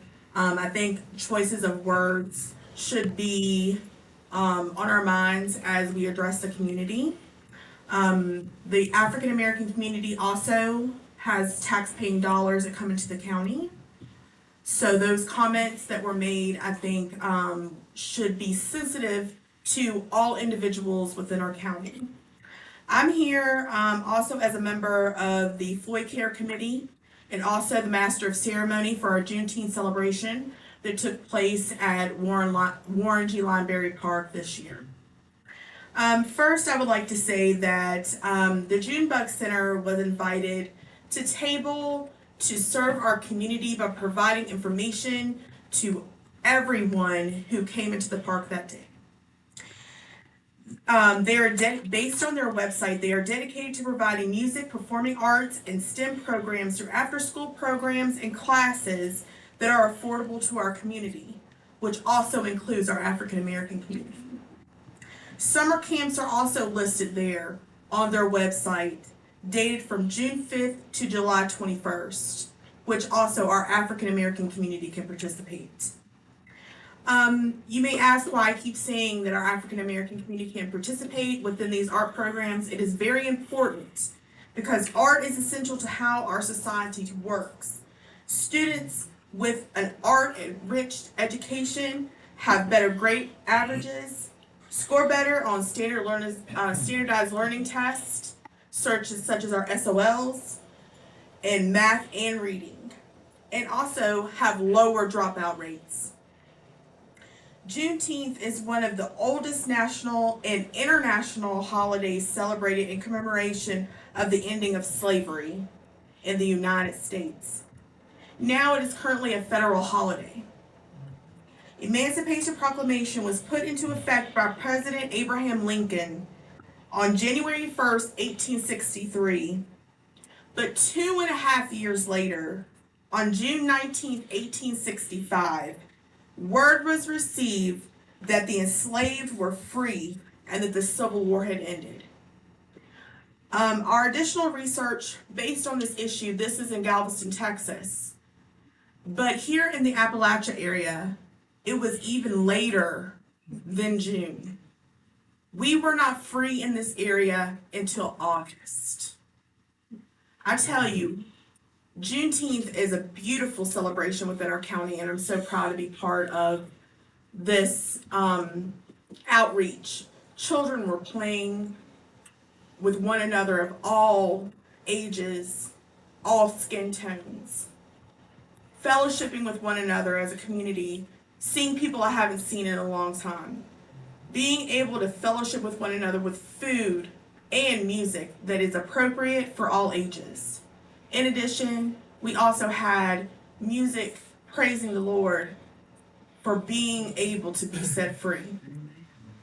So I ask you to take these things into consideration and to also be aware of your comments and how you address the community. Thank you.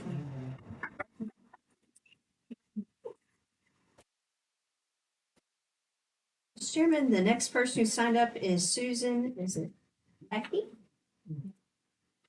Okay, it says Flo. You know what, because you have the courthouse district, and you've abandoned me and sent me over to the Burke's Farm district. So that was really confusing as far as that goes, going to vote last 2 times. But anyway, I'm here, I'm a taxpayer also, and I love Floyd County. I've been here for 25 years. I came in having left Brazil, South America, and we brought 4 of our kids with us. One of them was born just right before we came here. So we have been here since a long time before a lot of these new entities came into our county. One thing about our Floyd County, we get the right to vote who we want to come to be the Board of Supervisors. And so we pray and hope that they continue with the people that vote for them, because that's very valuable to me to be living in this area. Yes, we love all people. I didn't know that that you guys were having this at the park because we don't have a lot of advertising, and I'm not here at all because of that, because I celebrate liberty of all people. Unfortunately, we are in the biggest slave trade of the world right now, and that is our little children. Suffer the little children to come unto me, Jesus says, and forbid them not, for such is the kingdom of God. You know, it's very interesting. We pray before our meetings, and I pray that always continues in Floyd. We pledge allegiance to our American flag, and I am so proud to be an American. My dad was in the Marines for 4 years. He didn't go fight anywhere, but he was a proud American. And he stood on American truth and American values, giving me the right today to be able to speak what I hold dear, and that is loving all people. But my love for people is due to my faith in the Lord Jesus Christ. We are all sinners. We all fail in the face of our Almighty God. But Him being our Creator requires us to live by His standard and to raise our children in the fear and the admonition of the Lord. One day, we won't be giving account to one another. We will be giving an account to the Lord God Almighty.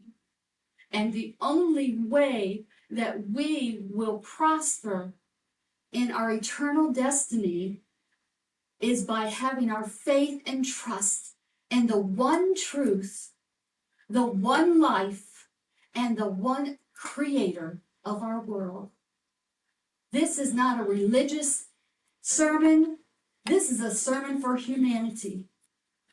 And as Moses, as Noah preached in the day of that time, my dear friends, one day we will have a reckoning with God.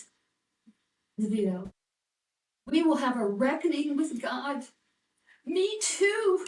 I will stand before the Almighty God and give account for my life. And I want it to be faithful to our God and Savior Jesus Christ. He is worthy. And I beg all of us to pursue Him with our whole hearts. Thank you so much for this privilege to be able to come and talk with you today. Thank you so much. Friends, I love you.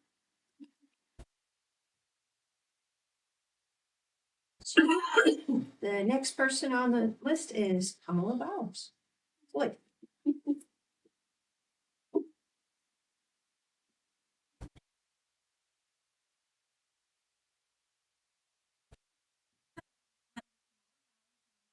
River District.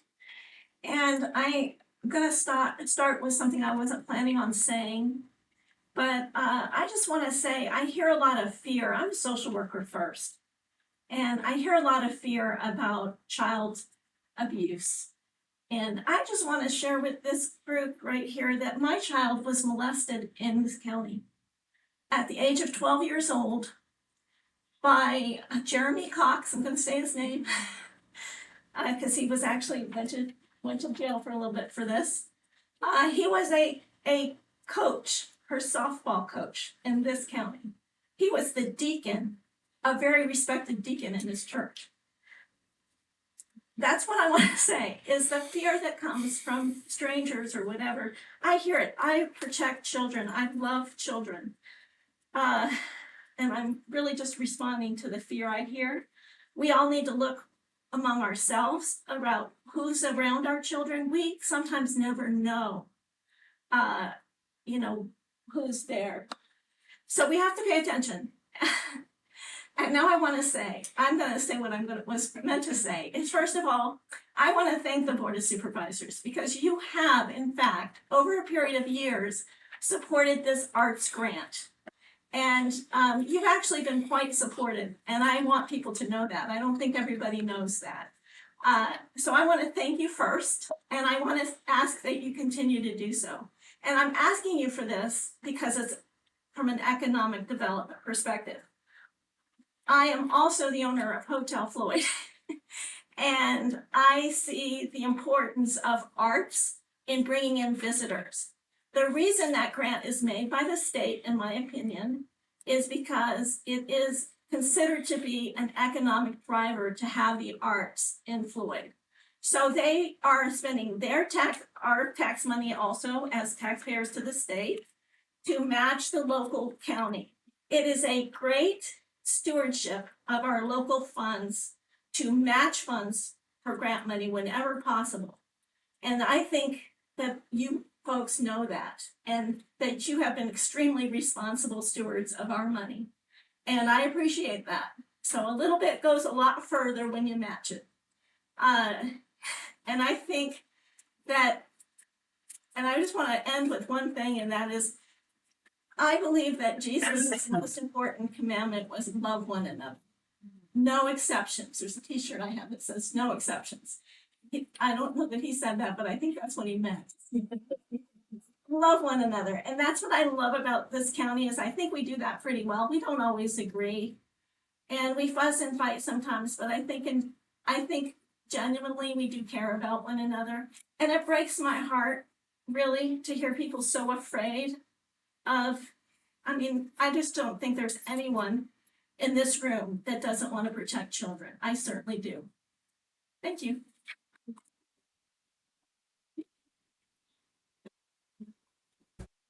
Chairman is Katie Burke, courthouse.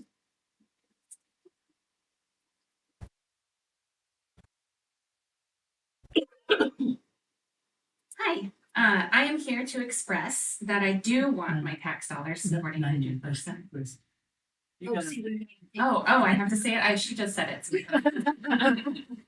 Katie Burke, Courthouse District. Okay. I am here to express that I do want my tax dollars supporting the June Center. My concern is that people who weren't at events like the Juneteenth celebration and the family-friendly drag show are operating on stereotypes and distorting information about events that have happened here for years without politicization. Juneteenth in particular is a celebration of freedom. Freedom from slavery. It's a federal and state holiday. At that event in Lineberry Park, there was a band playing oldies, followed by a local church choir and interspersed with a couple short talks on American history. There were kids' activities and tabling by community organizations. I can't imagine why the Junebug Center's presence at this celebration, doing outreach, would be seen as outside of their mission. I appreciate that the Junebug Center makes an effort to reach all people, regardless of race, gender, or sexual orientation. My family also loves going to the drag show. Performers dress up and lip sync to popular songs. They often do a Disney song. Anyone who is saying this show is like a strip club is just unfamiliar with these shows and is operating on hearsay and stereotypes. I know that my child is safe at the Junebug Center. I appreciate what Kamala just shared and know that protecting her is important, and that you have to be very aware in our society. So I appreciate that. And I also know that the people who run the Junebug Center do the work they do because they love children. And I also believe in protecting children, all children, even LGBTQ children. Jerry Booth, I appreciate your level-headed leadership of our district during politically divisive times. I know it can't be easy, and I thank each and every one of you for your service to our community.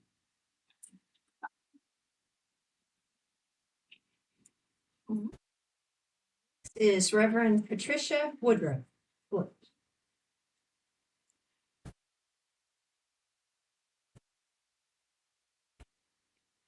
Hello, I'm Dr. Patricia Robin Woodruff. I'm also a reverend. I'm an interfaith minister. And I vote at the school. High school? Yeah. Okay.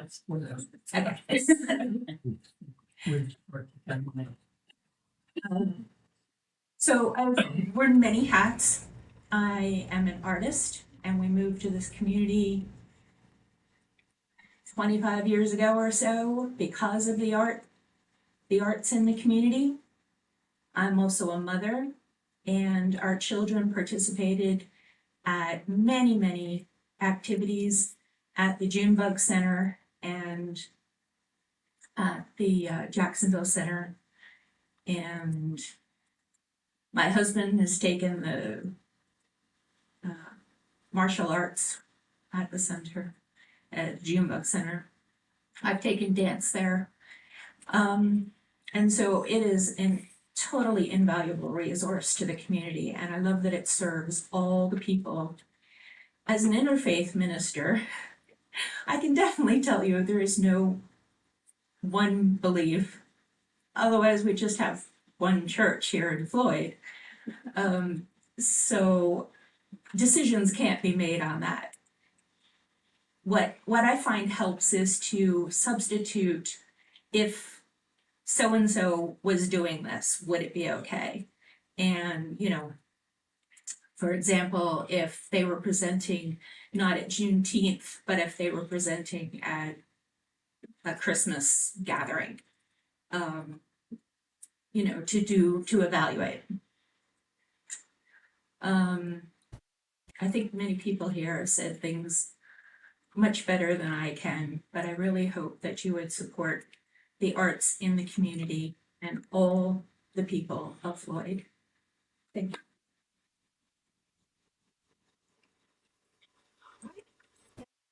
Stephen Lackey, is that correct, sir?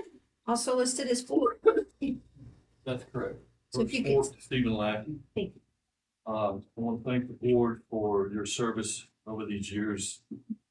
I've been in Floyd County now for 25 years, ministering to the people here, convalescent homes with the elderly, loving on the people. And it took a whole lot to get me up here. I don't think I've ever stood before the board ever before on any issue. And I need permission to approach you to show you an image that brought me up here. Can I do that? No, make an extent. If you guys could just look past that around and look at that, that's the reason I'm up here. And yeah, we had a picture of, She's already. I think that's been presented already, that image.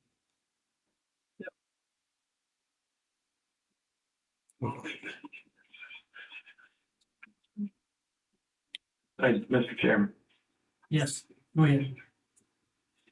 can Danny hold that image? It's the one that was already. Can Danny hold the image for the camera? It was It's the same. on Facebook, plus it's been, presented this morning. I'll make sure it's in the packet. Can you hear me? Okay, thank you. Yeah, okay. And so, it was that image that made me look in the mirror and ask myself the question, are there any lines that can be crossed? Is there anything that can be done? I've heard all the wonderful things the Junebug Center has done over the course of these years, and I celebrate most of them. But today, I asked myself the question, if I don't care about this, then what kind of man am I? Am I worth my salt? The image you see that I presented you is of some little children looking at the backside of a grown man. If we don't care about this, where are we going? I think we're at a place in society where these battles are being fought all across our nation. And here we are in the little town of Floyd, and we're coming to a crossroads. And I think we've all got to look at our own hearts and our own conscience and say, are these little ones worth the fight? Or do we throw our hands up and say, let's let it go?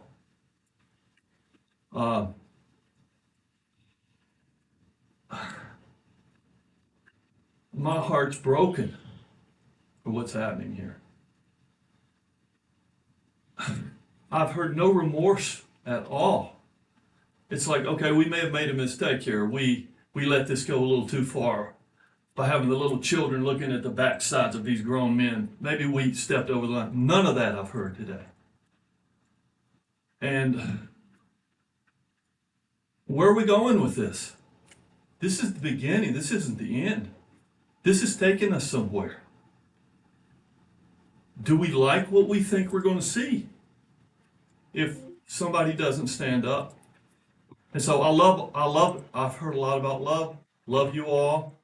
My ministry has had people in my office that were homosexual. We love them, we encourage them, we try to work through these issues. But I'm just challenging the board to really search your hearts and ask yourself the question, if we don't do something, if we don't move forward some way to stop this, where are we going? Where's it going to end up? That's my word to you. Thank you.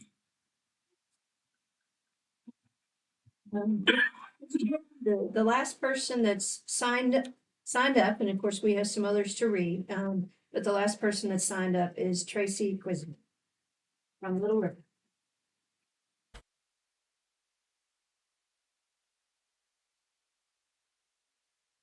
No. Tracy Lovo Questenberry. So,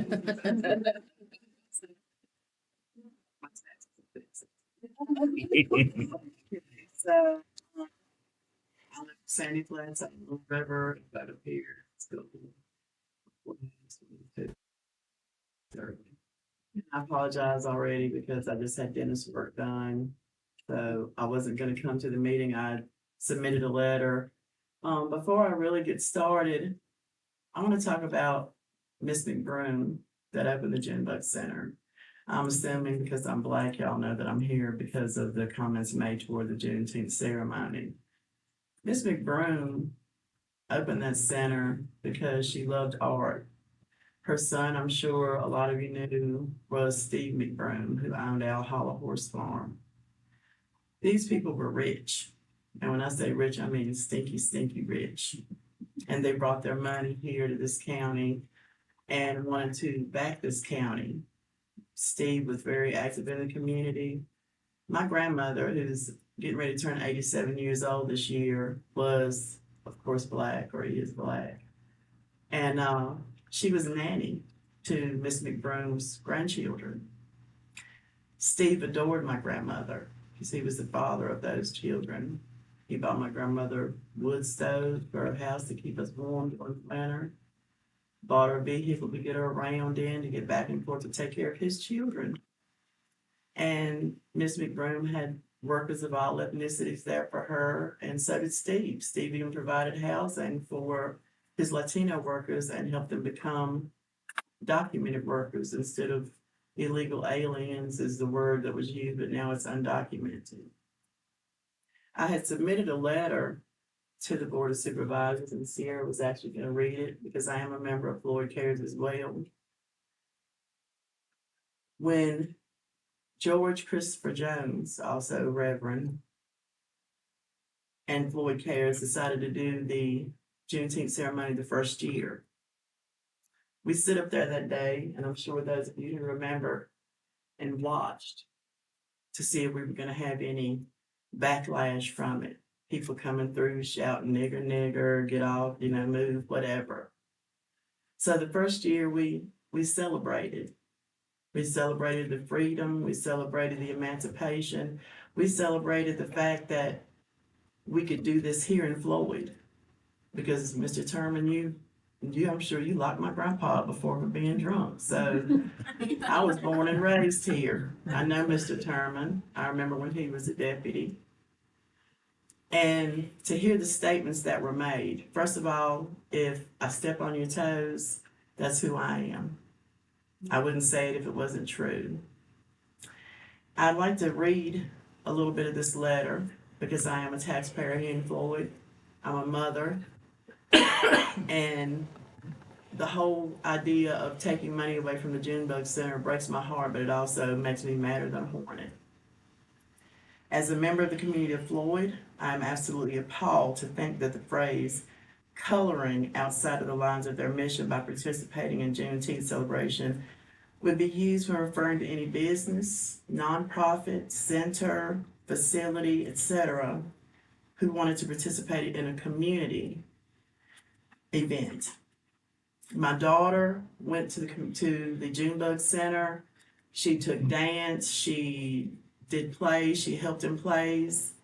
It's a great diverse place where all of us can be welcomed. I've been to the Junebug Center many times. I was a part of the McBroom family, if you will, and I actually still am. You know, they still come see my grandmother and me. Coloring outside the lines, that's the biggest thing I've ever seen in my life that I never want to hear again. I used to volunteer for the sheriff's department. I did it voluntarily. I wasn't paid. I would get up at 2 o'clock in the morning. I wasn't coloring outside on my lines. And I apologize. I am trying to be quick, but if you give me just a second, I did have dinner work. I want the Junebug Center to continue. Not just for me and my child, but for the community. You see us walking around here in Floyd, we eat together, we talk together, we shop together, we spend our money here together, and that's all okay. Your time's up. Okay, well, I appreciate your time, but my letter, it should be on record. And if anyone has any questions or comments or would like to speak with me privately about my views, I'm more than happy to do so.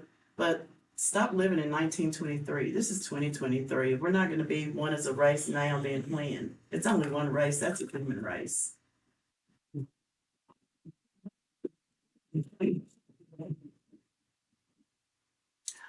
Chairman, that's the last of the folks who had signed up, and then we have some correspondence of, these are the folks that asked that their correspondence be read into the record. We did get other correspondence, but these were not, other folks didn't ask. These are the ones who specifically asked. We've got quite a few that has not to be read, but we've got quite a few that was. I'll let him to read them in. Thank We- you. We also have been 4 minutes too. Okay. The first email received from Misty Staples. Dear Board of Supervisors, I'm writing to express my concerns regarding the Junebug Center. It's a given that parents are to protect their children. You don't throw a kid into the lion exhibit at the zoo. You don't toss your child off your roof because they tell you they're Superman and they can fly. What happened to the Junebug Center was disgusting and not welcome in our county. This situation at the Junebug Center is sinister. Men dressed as women, provocatively dancing in front of these kids. This is an attack on children, period, and would be no different than taking a child to Southern exposure. Tips were even being distributed to these drag queens as they humped the floor and danced. There are groups marching saying they are coming for our children. And that's exactly what happened in our community on June 24th, 2023. Floyd has become a very diverse town, but you can be diverse and still protect a child's innocence. The drag show performed at the Junebug Center is not art or education. It's sexual perversion, and we are very upset it was allowed in our town. As citizens for 40 years in the county, we ask that you read this email in public and all funding be stopped to the Junebug Center, including our tax dollars that match grants. Please understand this is no joking matter, and we want to be taken very seriously. Thank you, Chris and Misty Shoup, I believe is the pronunciation. You know what district it's from? It did not say. Next one is from Dwayne D. Engel. Dear Supervisors, protecting the innocence. Dawn. Oh, Dawn, my apologies. Thank you. Please, Dawn D. Engel, MD.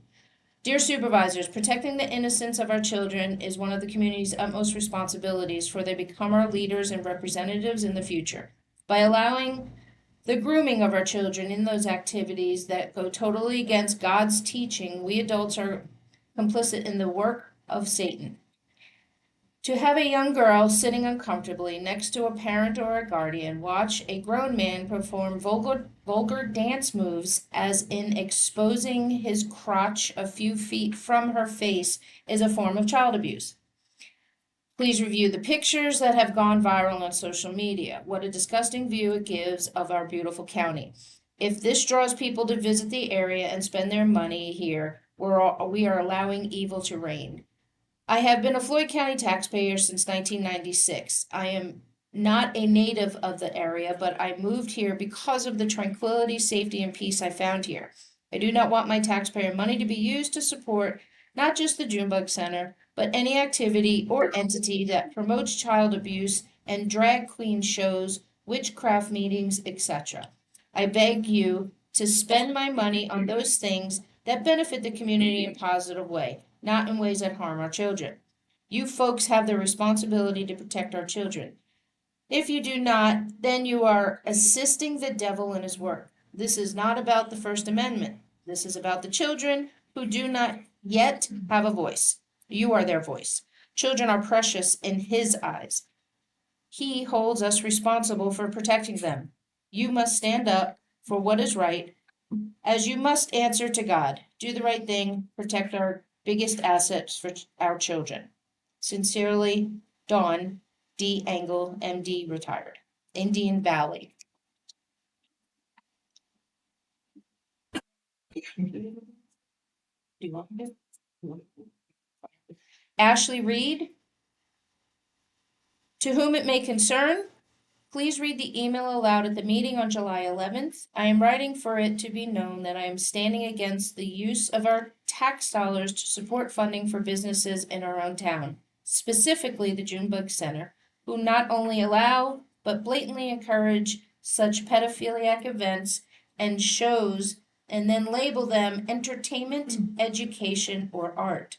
The specific event I am referring to, the drag show held at the Junebug Center on 6/24/23, was truly something to be expected at a strip club, definitely not a place known for children activities. I am appalled that was allowed or even tolerated in our town. I am raising my children here. I will absolutely never use the Junebug Center for anything. I am against my money supporting this. Please consider this when deciding the budget for the Junebug Center. Please see attached photo which was posted on their Facebook page showing what a great night they had entertaining children. Thank you for your time, Ashley Reed. Please note that that picture mimics what was already sent and that we have on file. Next one. To Dr. Millsaps and the Board of Supervisors. This is from Kirsten Vest, Lucas Grove District. On June 24th, 2023, a drag show was held at the Junebug Center, a drag show that was attended by children as well as adults. While the drag queens swiveled and gyrated and assumed provocative positions, some of those children and many adults waved dollar bills at them like they were at a strip joint. The pictures that were proudly posted on Facebook by the group that performed were sickening. If you are an adult and you want to go to that kind of show, fine. But that is not for children of any age. Matthew 18:6 says, "Whoever causes one of these little ones who believe in me to sin, it is better for him that a heavy millstone be hung around his neck, and that he be drowned in the depths of the sea." Even though the Junebug rented their space for the drag show and didn't technically sponsor it, by allowing that type of event where children were exposed to adult entertainment, they have crossed a line and betrayed the trust the community has had in them. What will be offered to our children next time?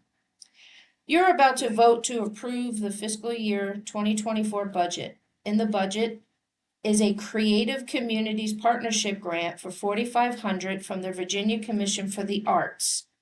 Some or all of that money is slated to go to the Junebug Center, who will then also get the same amount from the VCA since it's a matching grant. I am imploring you to withdraw any monies you had earmarked for the Junebug Center. There is a note in the in quotes, deadline section of the Creative Communities Partnership Grant information that says, a local or tribal government that has not approved its budget by the grant deadline may apply conditionally and confirm the application as soon as possible. Since you have not approved the budget, it stands to reason that you could completely withdraw your application for the grant. If you are unable to do that, then I urge you to give that grant money to another independent arts organization as required by the VCA and as you have the authority to do under this grant. It is time to take a stand. Floyd County's children are not for sale. Thank you, Kirsten Vest. Last one, sir. This is from Becky Howell, Berks Fork District. I am strongly opposed to the use of tax dollars to support the Junebug Center. Although they have a number of good programs for young folks in Floyd County, I believe community standards were violated when they chose to rent their facility for a drag queen show. That's it. Okay, that's all the correspondence. That, I declare the public comment period closed.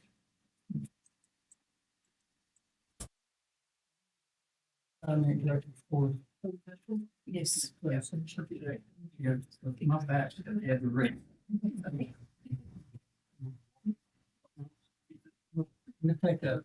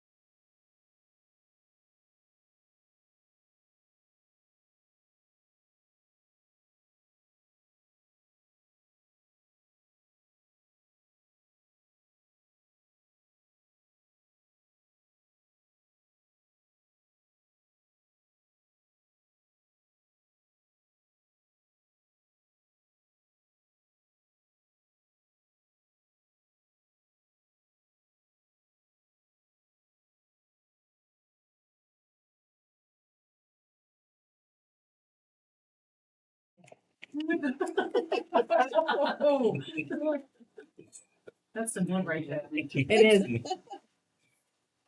All righty, we'll be back in session, and I'm gonna make an exception to the rule because it was an oversight that one of the letters on the correspondence was supposed to be read into the record. And so I will do that, and we can put in our closed session file. This letter is from Tracy Lovo Quisenberry. To whom it may concern, I am sending this letter in reference to the Board of Supervisor entertaining the idea of cutting funding to the Junebug Center due to their participation at the Juneteenth ceremony. As a member of the community of Floyd, I am absolutely appalled to think that the phrase coloring outside the lines of their mission by participating in the Juneteenth celebration would be used when referring to any business, center, etc., that wanted to participate in a community activity that promotes unity between all races of people. First of all, we do not live in 1923. This is 2023. If you look around you as you drive through Floyd, you see people of all races, cultures, countries, and creeds walking together, talking, shopping, and spending time and money in the same community that wants to remove funding from the Junebug Center. I am a Black member of the Floyd community. I was raised here, went to school here, and raised my half Latina child here. My daughter grew up performing in plays, taking dance, and helping with other plays at the Junebug Center.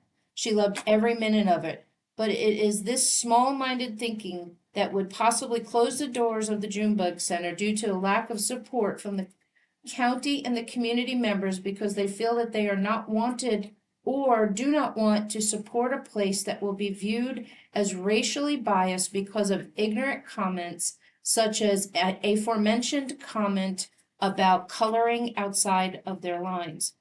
Honestly, as a parent and active member in the community, I am sickened by that statement.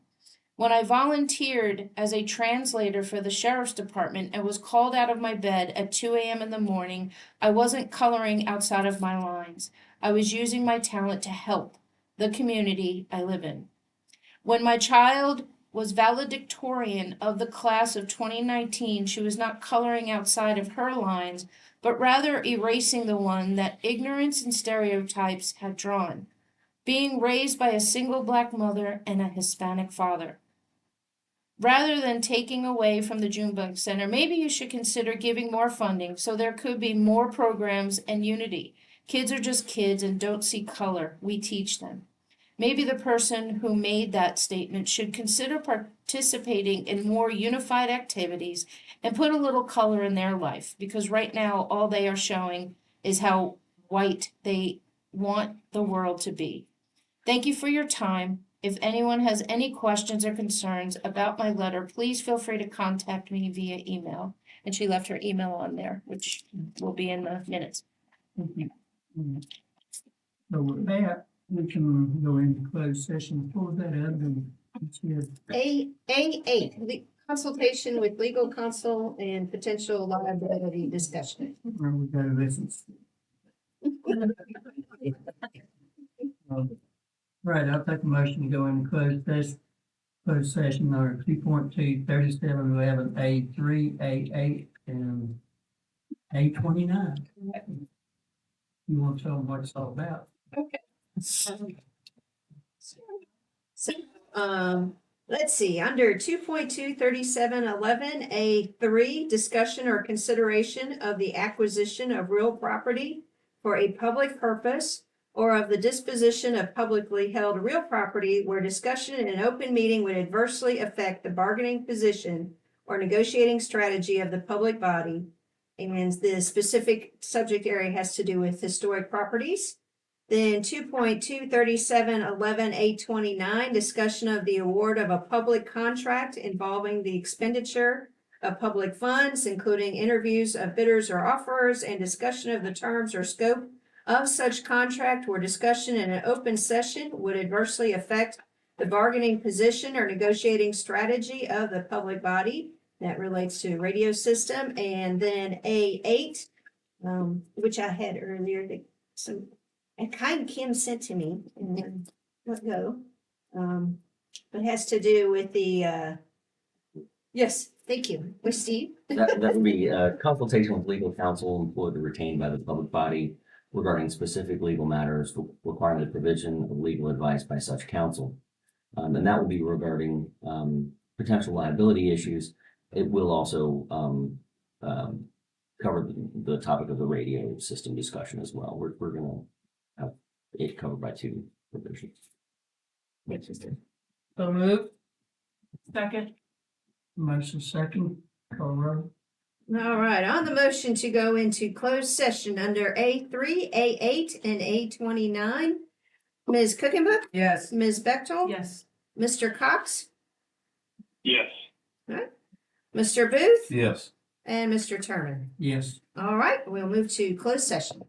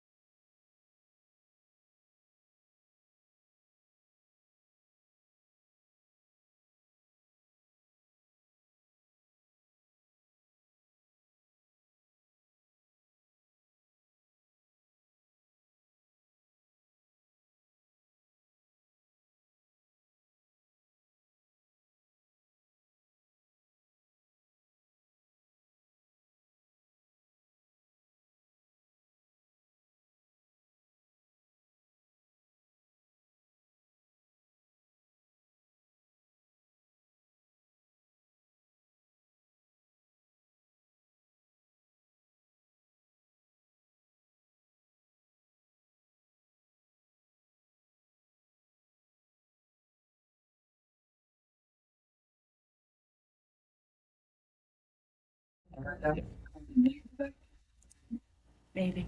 I'll take a motion to come out of closed session. So move. Second? Motion second, call roll. Okay, on the motion to come out of closed session, Ms. Cookenbook? Yes. Ms. Bechtel? Yes. Mr. Cox? Yeah. Mr. Booth? Yes. And Mr. Turbin? Yes. All right, we are out of closed session. I'll take a motion to certify that the only thing we discussed was those funds we went into the closed session for. So move. Second. Okay, on the motion to certify that we only talked about the things that we said we were going to talk about in closed session, Mr. Booth? Yeah. Ms. Cookenbook? Yes. Ms. Bechtel? Yes. Mr. Cox? Yes. And Mr. Turbin? Yes. All right, you are out and certified.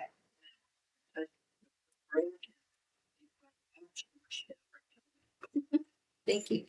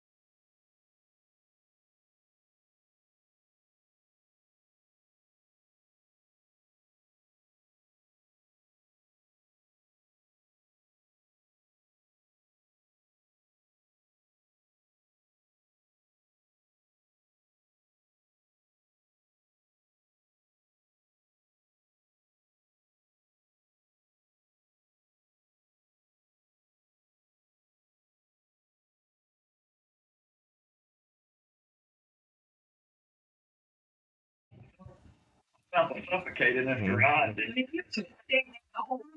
Turn off the car. Do without the turn the fire off. No, I did. I've been down here in the garage. We're back Sitting in up in session. the office. We're back in session. And where's that? Number 11. So, well, Mr. Chairman, so we are to number 11, thank you, which is old business, but we didn't have any. So we just had to put it on there unless we forgot something with y'all. And then under new business, don't know what order you want to take these, but is the fiscal year 2024 budget resolution of appropriation. And below that are the requests from the school. And then board time and an update from me. And that's kind of it. So whatever order you guys would like.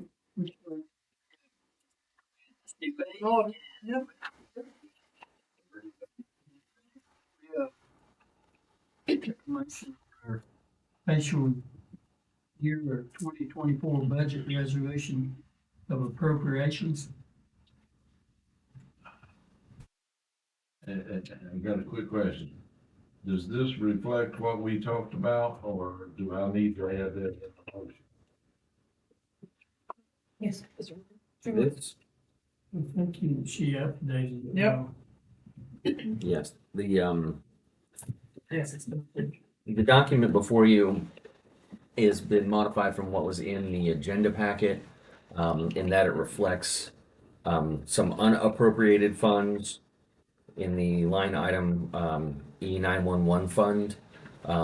It's only appropriating 584 498 instead of what was originally contained in there, which was $1.5 million additional to that. And that so adopting the modified resolution would leave those funds unappropriated at this time. And that's not enough to get us in any kind of problem because the bottom line doesn't match the budget. You simply haven't appropriated those funds yet. Yeah. The budget's not changing, and I agree, it doesn't get you into any kind of trouble because you don't have to appropriate it all at once. Mr. Chairman, I'd make a motion that we approve the appropriation resolution as presented. Second. And that's the modified. That's the modified one before us right now, not the one that was in our board packet.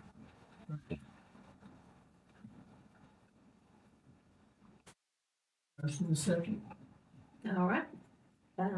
You want to go ahead and call the roll? Okay, on the vote for to approve the fiscal year 2024 budget resolution of appropriations as presented with the modification previously noted by Mr. Durbin. Mr. Booth? Yes. Ms. Cookenbook? Yes. Ms. Bechtold? Yes. Mr. Cox? No.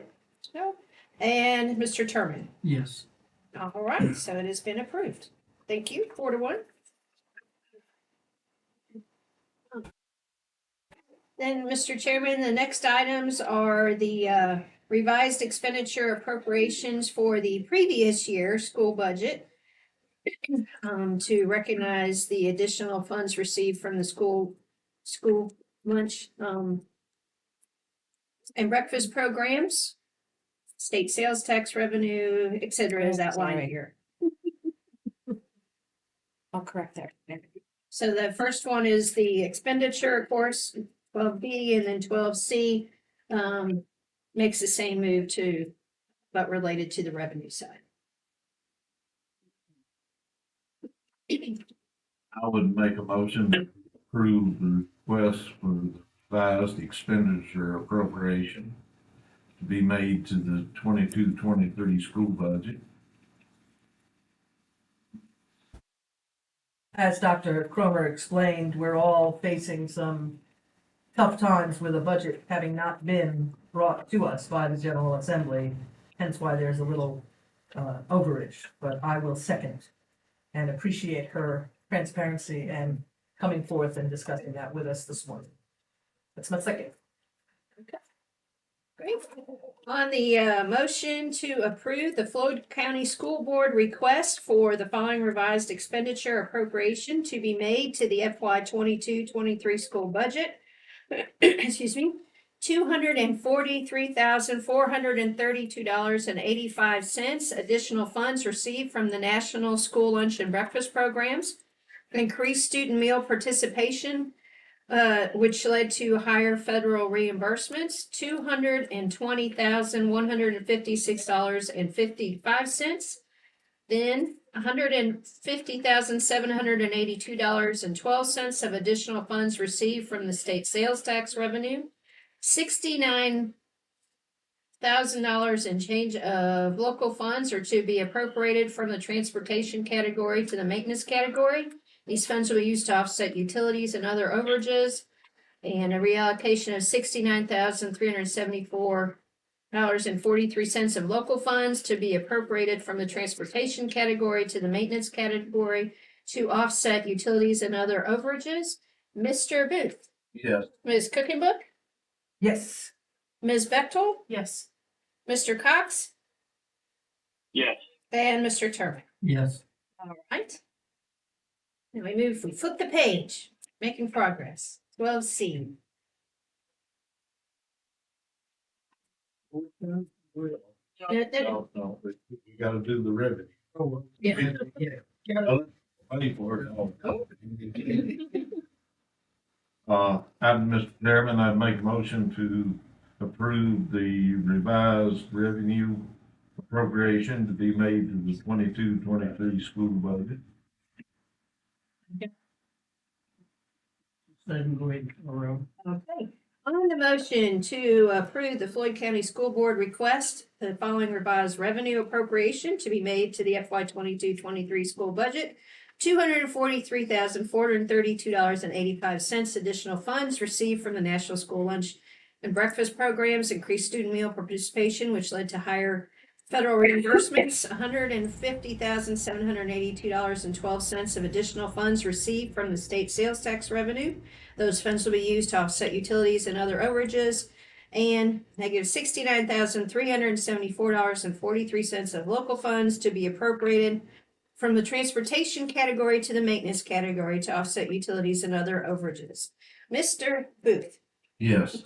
Ms. Bechtel? Yes. Ms. Cookenbook? Yes. Mr. Cox? Yes. Oh, thank you. And Mr. Turk? Yes. All right. That's it for action items on the agenda.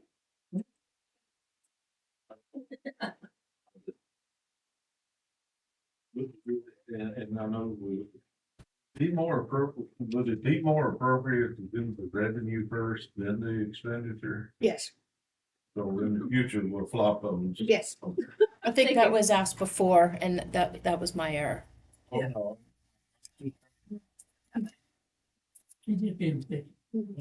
No, Linda had asked before. Supervisor Cookerbook has.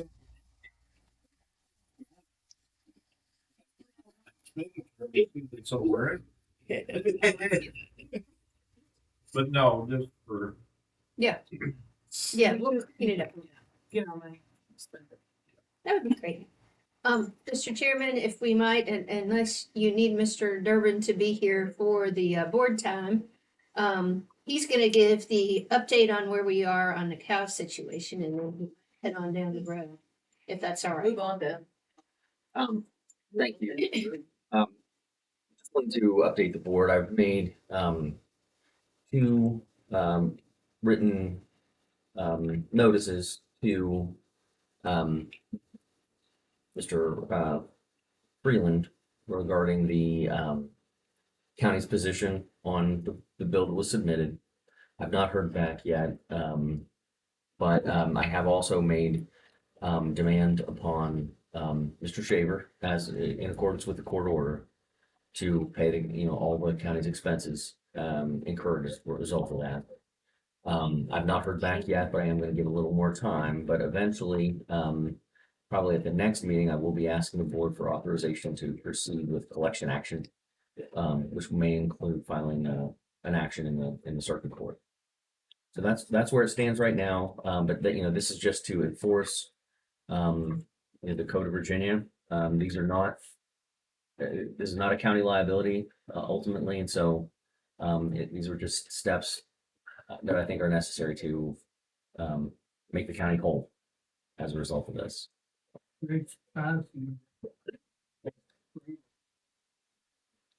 I'm a bit surprised too. But I couldn't speculate as to why. Me. But it is a surprise. And then, if there are no questions, I do want to discuss the bank as well. Sure. Whatever you I can just advise the board that I think we've got everything in a final form now, waiting to hear back from the bank's legal counsel on just those final little revisions I made as far as the references to the plat and the access during the lease period, how the building will be shared during that time, as far as the entrances, staircases, and things of that nature. These things seem like fairly minor details to me, so hopefully we'll be hearing back from the bank today or shortly that we're ready to sign. I think that we've already gotten a motion to execute the documents, but I think so. I think we did, yes. Yeah. Last meeting. Last meeting. Execute the documents the and purchase agreements and lease. and proceed on the finance. Right. We get flat, do we have it to look at? I think we did get a revised one, which then led to some of the revisions that Steve made in our recommendation to them. And if I might, I think what we were wanting to make sure we clarified was, of course, you guys, while I was on vacation, went ahead and approved moving forward with financing, and we just wanted to be sure that we also had approved it's one thing to do the financing, it's another to approve the To purchase. actually sign the purchase agreement, the lease agreement, and other attendant documents. I think it would just be those two, but there might be a. May be redundant, but I'll make that motion if you. I'll make a motion. Thank you, dear, but just to make sure that's not holding anything up. I think that's wise. And authorize the signing of the documents. Eva, you wanna do this one? Yeah, I'll second that. They want you to think you were not thought of. I appreciate that. So on the motion to allow the staff to move forward with the requisite, documents and signing appropriate documents to finalize the purchase of the Skyline Bank building in Floyd. Anything else that needs to be in there? Is that it? Fine. I think that Okay. Okay. Mr. Booth? Mr. Cox? Ms. Bechtel? Yes. Ms. Cookenbook? Yes. And Mr. Turman? All right, terrific. Thank you. Authorized on their end too, yeah? Yes, I think they've executed everything that needs to be executed. At this point, it's just, so we would be, to the extent that there's any financing documents that the county still needs to sign, that's been authorized by the prior resolution.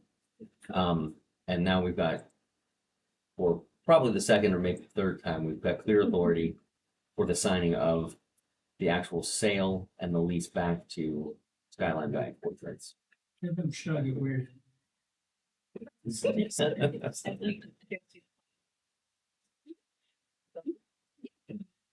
And even if the bank takes a week, it doesn't affect, we've already got the financing locked in. Money's already sitting in Making money. an escrow type account. I think it's making money.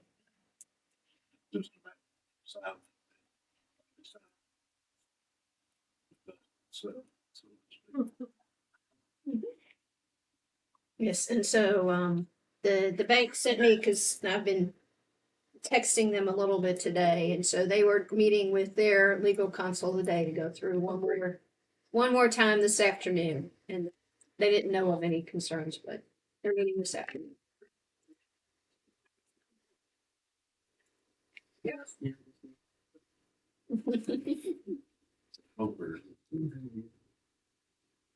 Well, if there's nothing else, with your permission, I'll take my leave. You enjoyed today. It's a pleasure as always. Thank you. Thank you. See you Friday. Oh, that's right. Bright and early. Thank you, Mr. Cox. Enjoy your vacation. Thank you.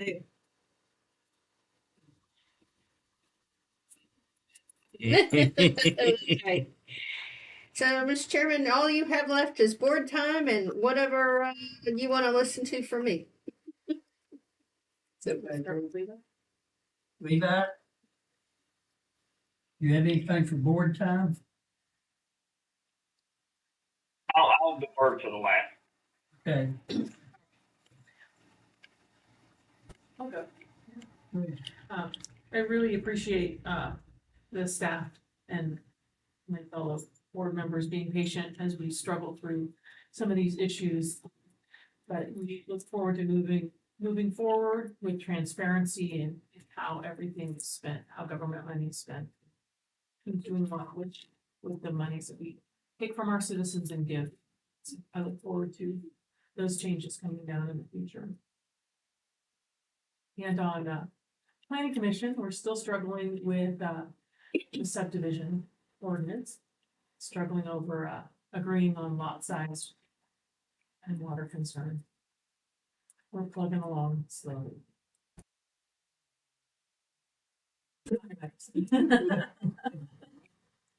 I'm happy to do it.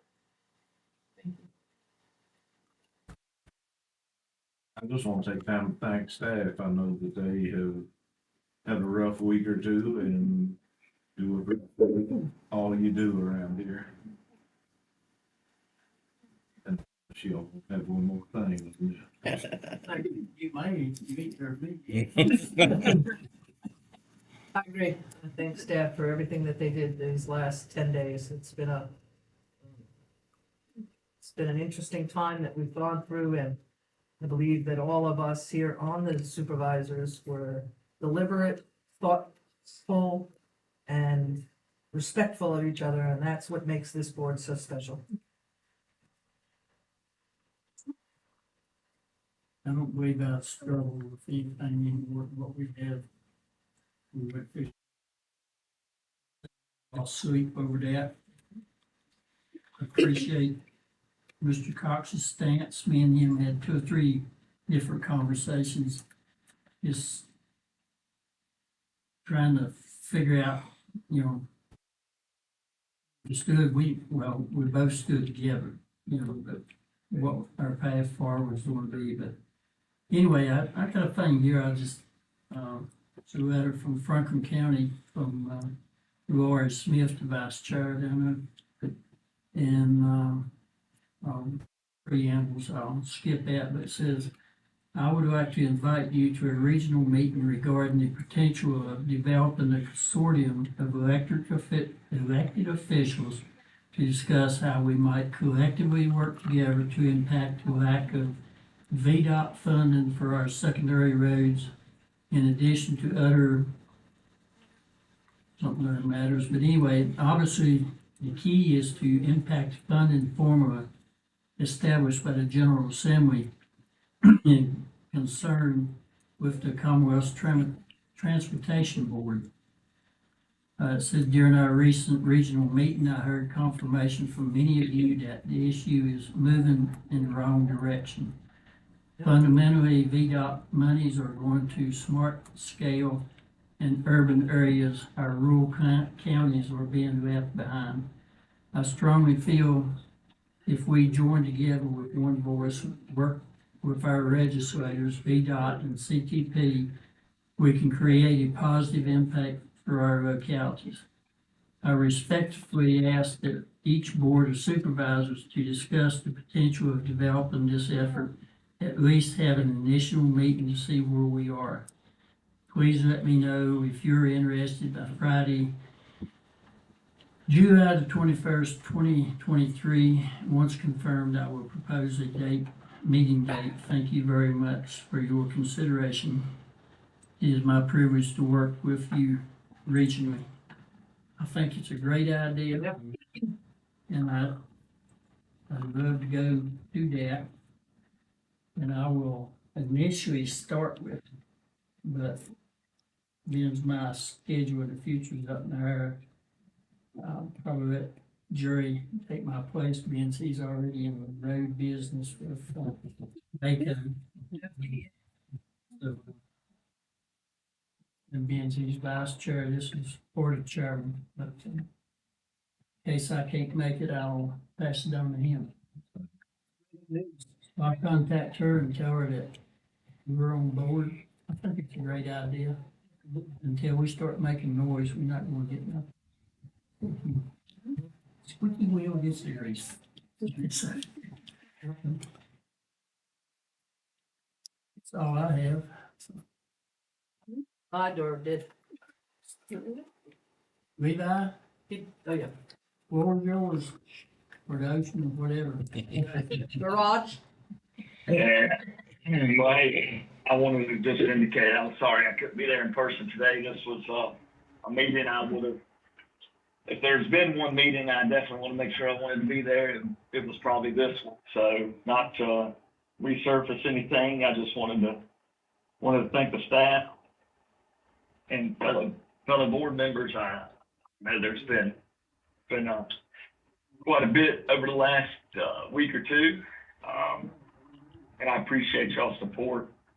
And as we talked about these items, but I did want to just, and I know this is not going to be popular, but I did just want to say, you know, my stance on some of these issues, nothing at all to do with discrimination on anything.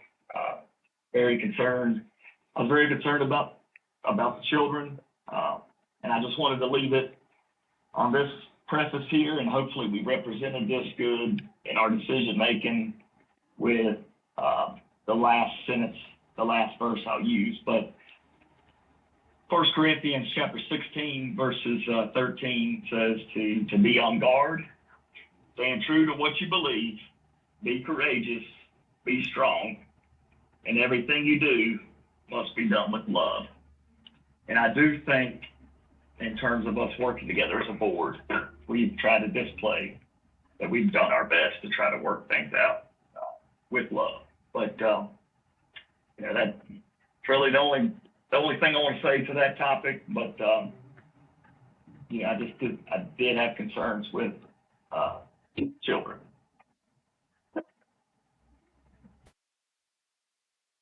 Thank you, Levi. You know, I for one appreciate your deep faith, you know, in standing true to what you believe in. I know I'm pretty lax on mine sometimes. I appreciate my parents giving me a upbringing in the church, made sure we went every Sunday, but this is one that I've prayed about, lost sleep over, everything. And you know, we move forward. There's 5 of us on this board. We don't agree lots of times, but we've always come together, talked it over, come to a mutual understanding, put gray hairs in staff's head, whatever, you know, with some of our stuff. But I appreciate you, Levi. You mean a lot to me, and I'm sure the rest of the board too. I appreciate y'all. Dr. Millsap. All right. As usual, I added a couple of things, but still won't keep you long.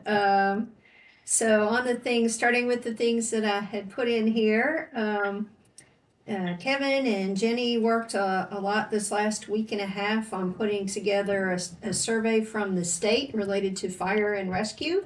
It was fairly extensive and asked for data for the last 3 years on just about everything we could think of related to fire and rescue. And so I have it on my desk to sign. It's actually due, they extended the date to the 21st. So give it a one more once over, but it is an effort by the state folks to document the need for the Commonwealth's participation in the cost associated with fire and rescue. So that's why we want to make sure we get it in and get it right. Both the fire and the next one, AIM, the relationship we have with our external billing, crucial in some of the documentation, so. Yeah. About what we paid for. Yeah, so in that, it was really helpful to have AIM, thank you, and that's what Kim was reminding us is, and have that third-party billing service because they do have a more robust system than we do at this time, although we're working on it. So, and related to that, because of our EMS efforts, we found ourselves unexpectedly doing a Medicare audit the last week and a half. Usually know a little bit more in advance, but so there's a little bit of I think it was just kind of with having the changeover and some things didn't necessarily get forwarded and all of that. But in any case, Jenny and Kim worked super hard to get all those kind of things answered and spent some evening hours as well. So really appreciate all that. And I do think though we're in a really good spot on it. And so do appreciate the work that Myra had been doing previously that helped us get ready and have those things there. Just didn't realize we needed to get it all together right then. So that was really helpful.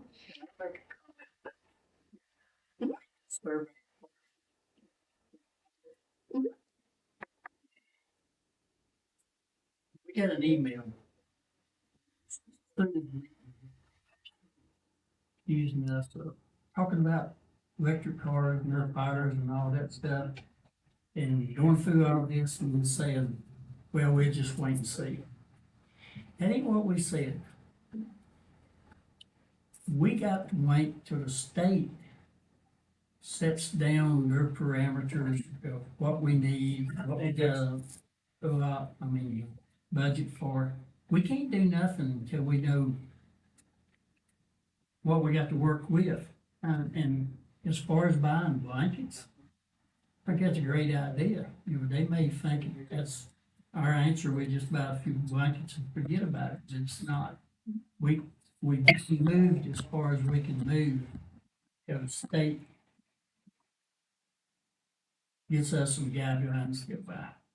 I just want people that misunderstood that. I agree, and also Tony and them proved they haven't been sitting still waiting on this. They've already went about as far as they can go to those guidelines come down. And for whatever reason, the person's twisting things a little bit out of whack. And understand your assessment. The fire department and us, we've done all we can do right now. Now, as soon as we get them guidelines, then we've got a whole bunch of stuff, to figure out how to pay for.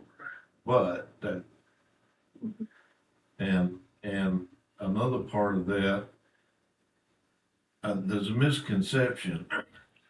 We didn't give the schools permission or authority to purchase school buses. They already had that. All we were was the funnel for the grant money. And even if we had wanted to, we couldn't have diverted that grant money anywhere else. So there's a little misunderstanding there, or I don't know, purposely or otherwise, but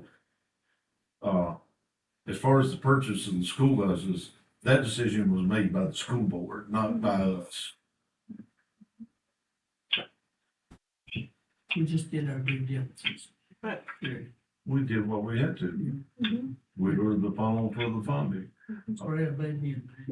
Well, while we voted in, I just got, I just want to say one thing. I don't know about what y'all were here. I haven't heard a word about the medical billing. So, no news is good news. Apparently they are doing a pretty good job, and they're getting people to understand that, you know, whatever's paid for by the insurance, that's it. Mm-hmm. Because you know, usually I get 2 or 3 calls every once in a while, but since this started, I think there was one instance. But after that, and y'all explained it, so thank y'all for keeping that on track. Absolutely. Absolutely. And we, just to be forthright, we do get a couple calls, questioning, asking, and we immediately take care of it and put everybody to ease, make sure that communication is documented, the list is updated, or whatever is necessary for them to no longer get those phone calls. So, and Jenny really is leading that and doing a fabulous job with making people, assuring them that, it's okay. So it's really working out well.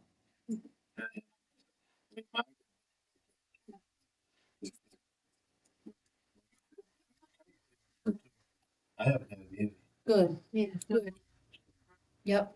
Well, and she was just one person, where Yes. now, Correct. yes, it makes a big Yeah. difference. No, Myra laid a great foundation for us to even be able to do, move forward. And I will note that we are seeing more revenue out of the program than we were before, and that's other outside revenues from insurance companies and, folks that don't live here. So mostly from insurance companies, so that's helping with pay the bills around here and help pay for increased EMS costs without having to go to the citizens tax for main service. So that's very helpful. And if I might, to Mr. Chairman's comment about, and Mr. Booth's comment about the buses. So I will say that is one of the topics that the superintendent and I discussed, and she has done a fair amount of due diligence because there were similar concerns that were raised with you all raised with the school board. And so at a future meeting, she would be happy to take questions or answer and share what she has learned. She did go down to she went down to the facility where they make them and walked through and all of that. But we talked about it probably wasn't necessarily the first place to start on her first meeting. So thought you all would let her go at least one meeting without chatting through that. Chris made she carried it. She goes down there and watches for questions how they're made. Because shows me that she's got concern that it just that was super above and beyond. Yeah. And that over concern with children, but also so that when she's questioned on it, she knows what she's talking about.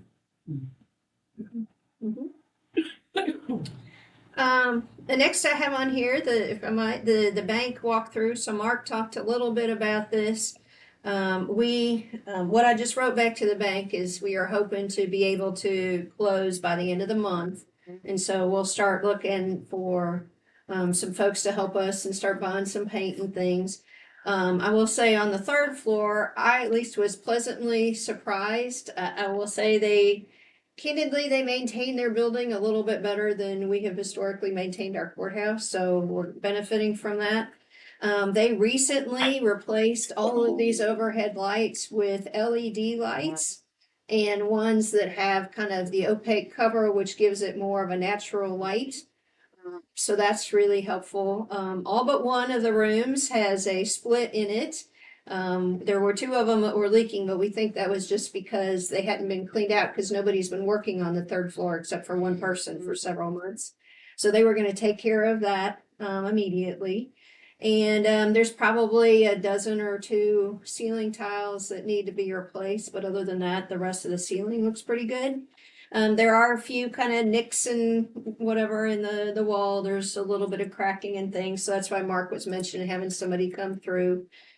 So we will go ahead and plan to go forward and paint everything. But it looks like the carpet in most of the offices, if not all, but certainly most of the offices, looks like we can keep it and just get it a good shampoo and should look pretty good. We will, of course, need to put down something in that room that is currently their IT room and their IT staff room. For those of you that have been up there years ago, it turns out we learned that that split didn't used to be there. That used to be one room, which was their community room. And so it kind of works out very nicely that that will now be you all's board meeting. Yep. So that'll take us a little bit of work to get that set up, but it also means it's going to be pretty easy to break it back down because it's not an original thing. And we'll be able to move, there's some cabinets in there that are pretty nice that we will be able to move from that room into the little kitchen there and be able to update that without spending any money.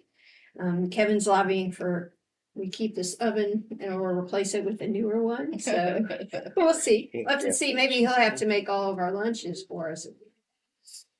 But, and then other than that, sorry, we will have to make 2 little server rooms and we'll try to build them in a way that we can knock out the wall and have one. Siri, but because we'll need to have our equipment there and the bank will still have some of their equipment there for a while. And create an ADA restroom. But it turns out that all but 2 of the doors on the 3rd floor are ADA compliant, which is pretty much the exact opposite of a courthouse. So that's really nice. And so that'll make it easy to do a lot of that transition. So that's kind of where we are and all that. So we'll start moving forward pretty quickly here to start planning out how to get some of that work done and start getting people moved. When do you think that will start? When do you think that question? Yeah, well, we don't have any, but of course you met Patrick, so you know a lot of what Patrick's going to be doing. Although I will say we still have work to do on creating the second courtroom in the courthouse building. But we'll start getting him working on some of that, and then we'll just have Mark starting to call some people. I think he's already put in a call to the guy that does the plaster at the courthouse and asked him to come back. So we'll start doing stuff as soon as I sign the paperwork that allows me to do that and go upstairs without, every time we go up there now, of course, we have to have somebody from the bank go with us. Yeah, so as soon as that's not the case, because if you're gonna paint all day. And I still give you no real answer, did I? But I talked to them.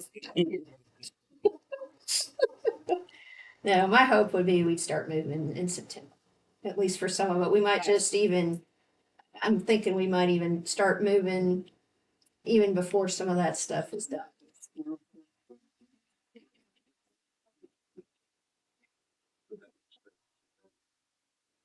Yeah. Yeah, I think it's about time. Yeah.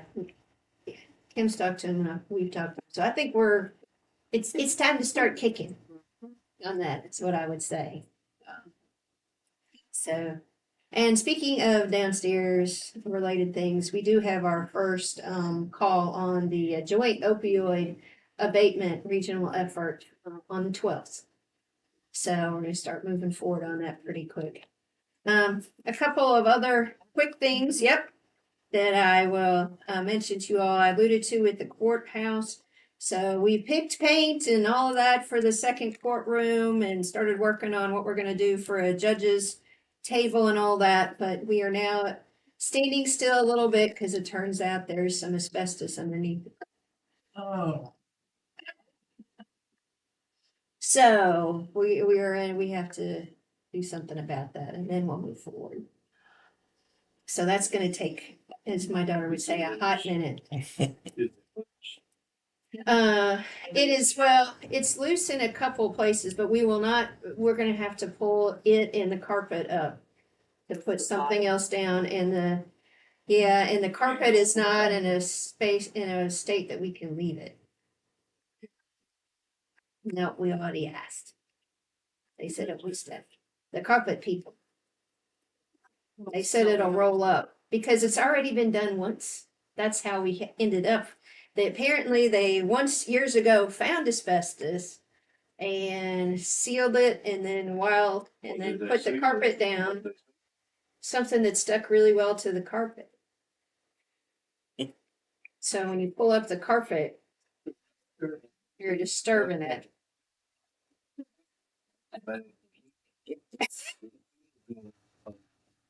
quarter-inch plywood screwed down over top of it, then the. That would have been great. That would Oh, I mean, I picked him up. Mark and I both picked him up. Nope.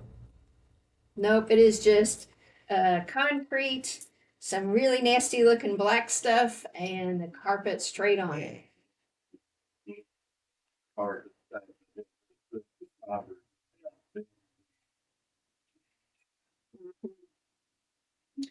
So we've put something out to the folks.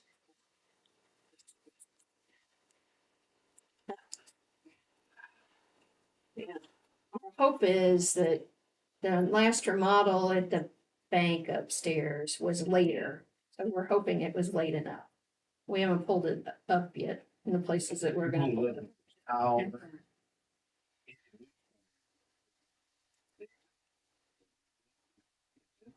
In place, undisturbed. You put plywood down on top of it, and then put whatever floor cover you want, and you don't have to take it all out. Okay. I'll call you if I need to. Building, get some more instructions, so thank you. Yeah, because Mark's gonna said I'd pull it up, so. Describe. Mm-hmm. Yeah. See, as long as it's undisturbed, you cover it up. Mm-hmm. But Yeah, the one in the courtroom too got disturbed because we had to take some things that part of the wall out and those kind of things, which of course exposed where there was no carpet and yeah, it was. Yep. So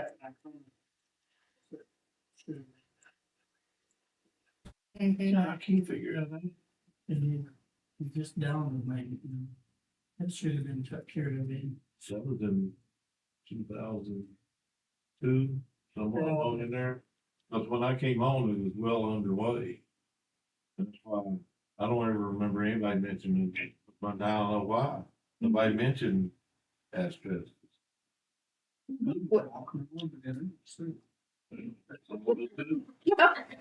When I mentioned it to some of the folks around there that you all know, they said, "Oh yeah, we knew." So some of the staff had heard.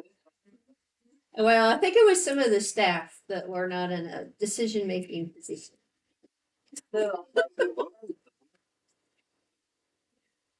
Yeah. No. Yeah. So we'll get it done, but it's slowing that down. Yeah, added cost and yep.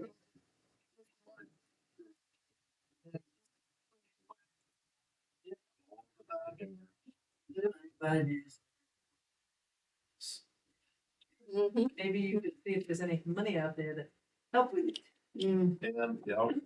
And also find out if there's anywhere else for the future, we're looking at doing something else in the future. We know ahead of time, or whoever's sitting here knows ahead of time, that, hey, that's gotta be addressed. Yeah, fortunately, there's not much remaining carpet in the courthouse.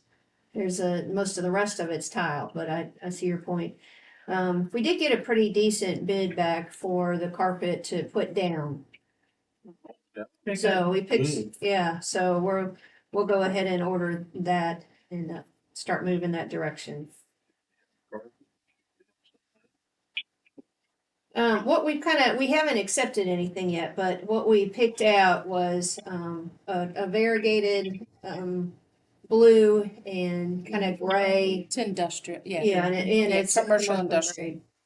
Yeah, so a much higher level one with the intention of being able to Traffic. use it for a while.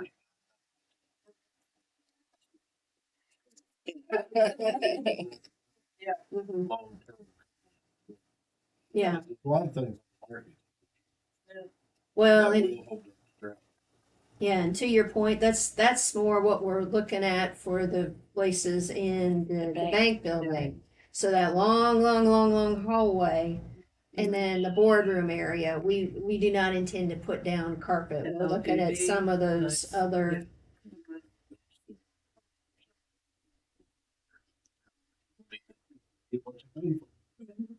Costly, but the long term. Yep. Where it get you. Yeah. Yeah.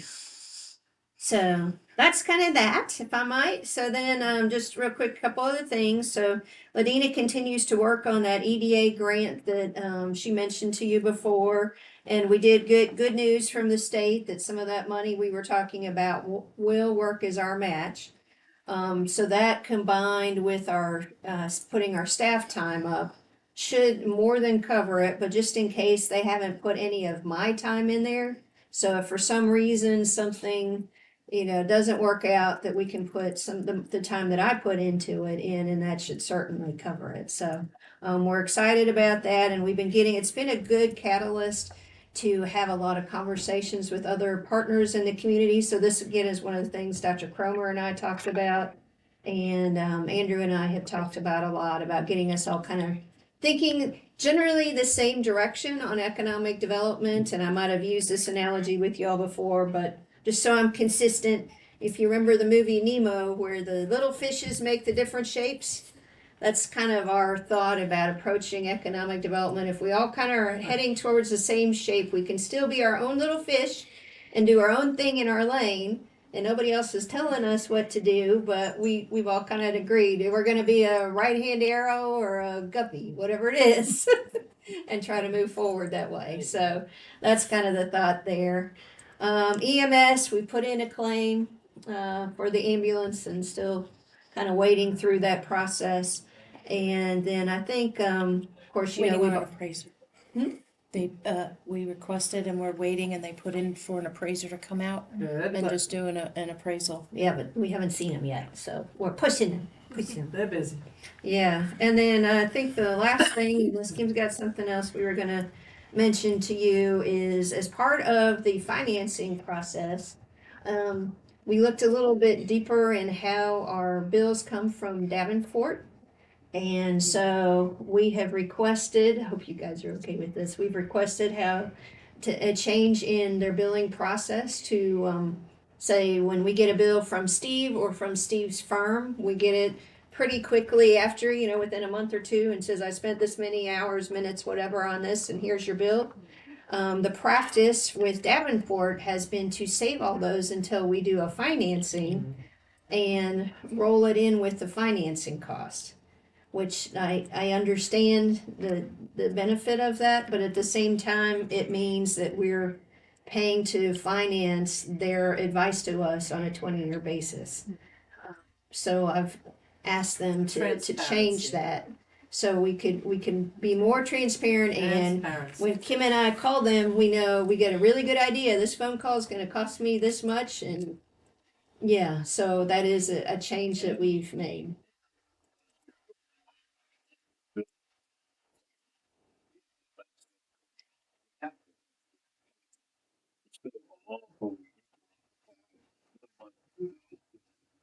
Yep. Yes, because this was 2.5 years of back stuff, and we were like, what? It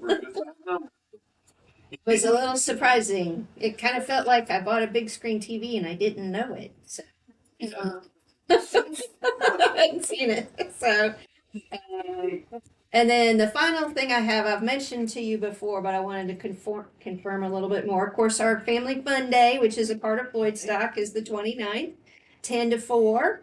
And so we think we're pretty close to set on our vendors. We'll have a Touch-A-Truck, which kids always love, the Kite Day, and we'll have some food. I think Mickey G's and Subway and some other folks are working with us on that.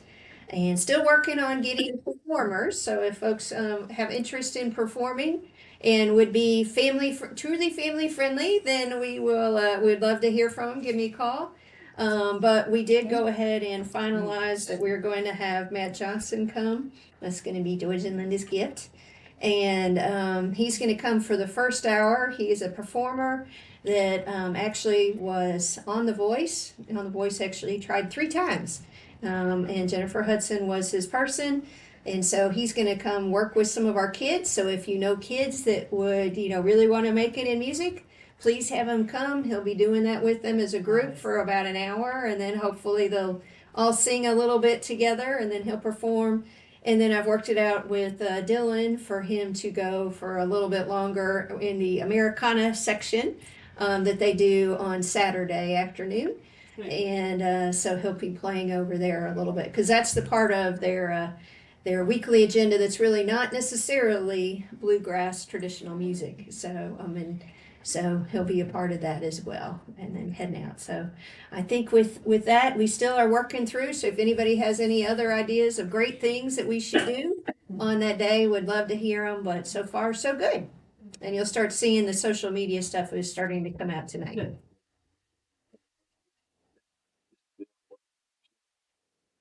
So, yeah, so far. Yeah. So far, yeah, we just would, but if everybody, if you all would be willing to let all your constituents know, and we'll continue to put the word out. I've gotten up with Abby, and she's gonna put something out as soon as we firm up a little bit more details, on their online presence for the Floyd Press. So, 10 o'clock. 10 to 4. So other things will be going on. Dogtown is going for 4 days. There will be things in the Lineberry Park on both starting Saturday afternoon, midday, through Saturday evening, and then they'll do some more things on Sunday. And they will include, part of that is they're going to move their open mic night from Dogtown, which is usually Sunday night inside, move it outside, some of those kind of things. The art museum will be doing art days, and they'll do that Saturday, Sunday, and they will also have music. And then there's some other folks, like maybe Tuggles Gap and some other places I think are going to participate. And the schools have been kind enough to let us rent buses and their drivers for a very reasonable fee.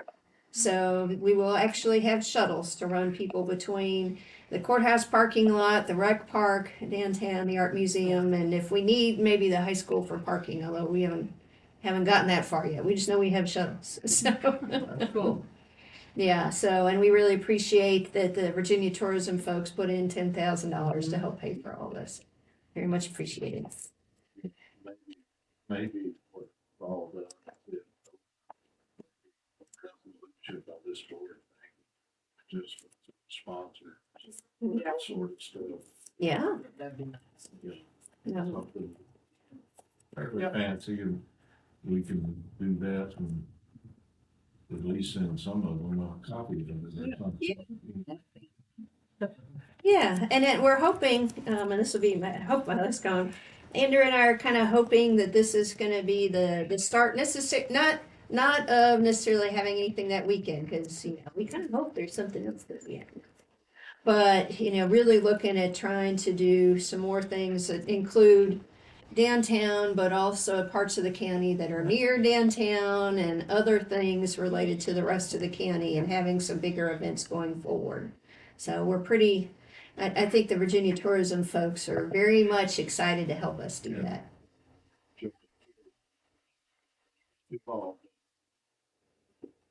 Yep. Absolutely. That's the plan. So with that, anything else? Nothing, Sandy? Got a headache. Nothing. That's right. Kevin just laughed. That's Sterling. But if we could only know what he was thinking.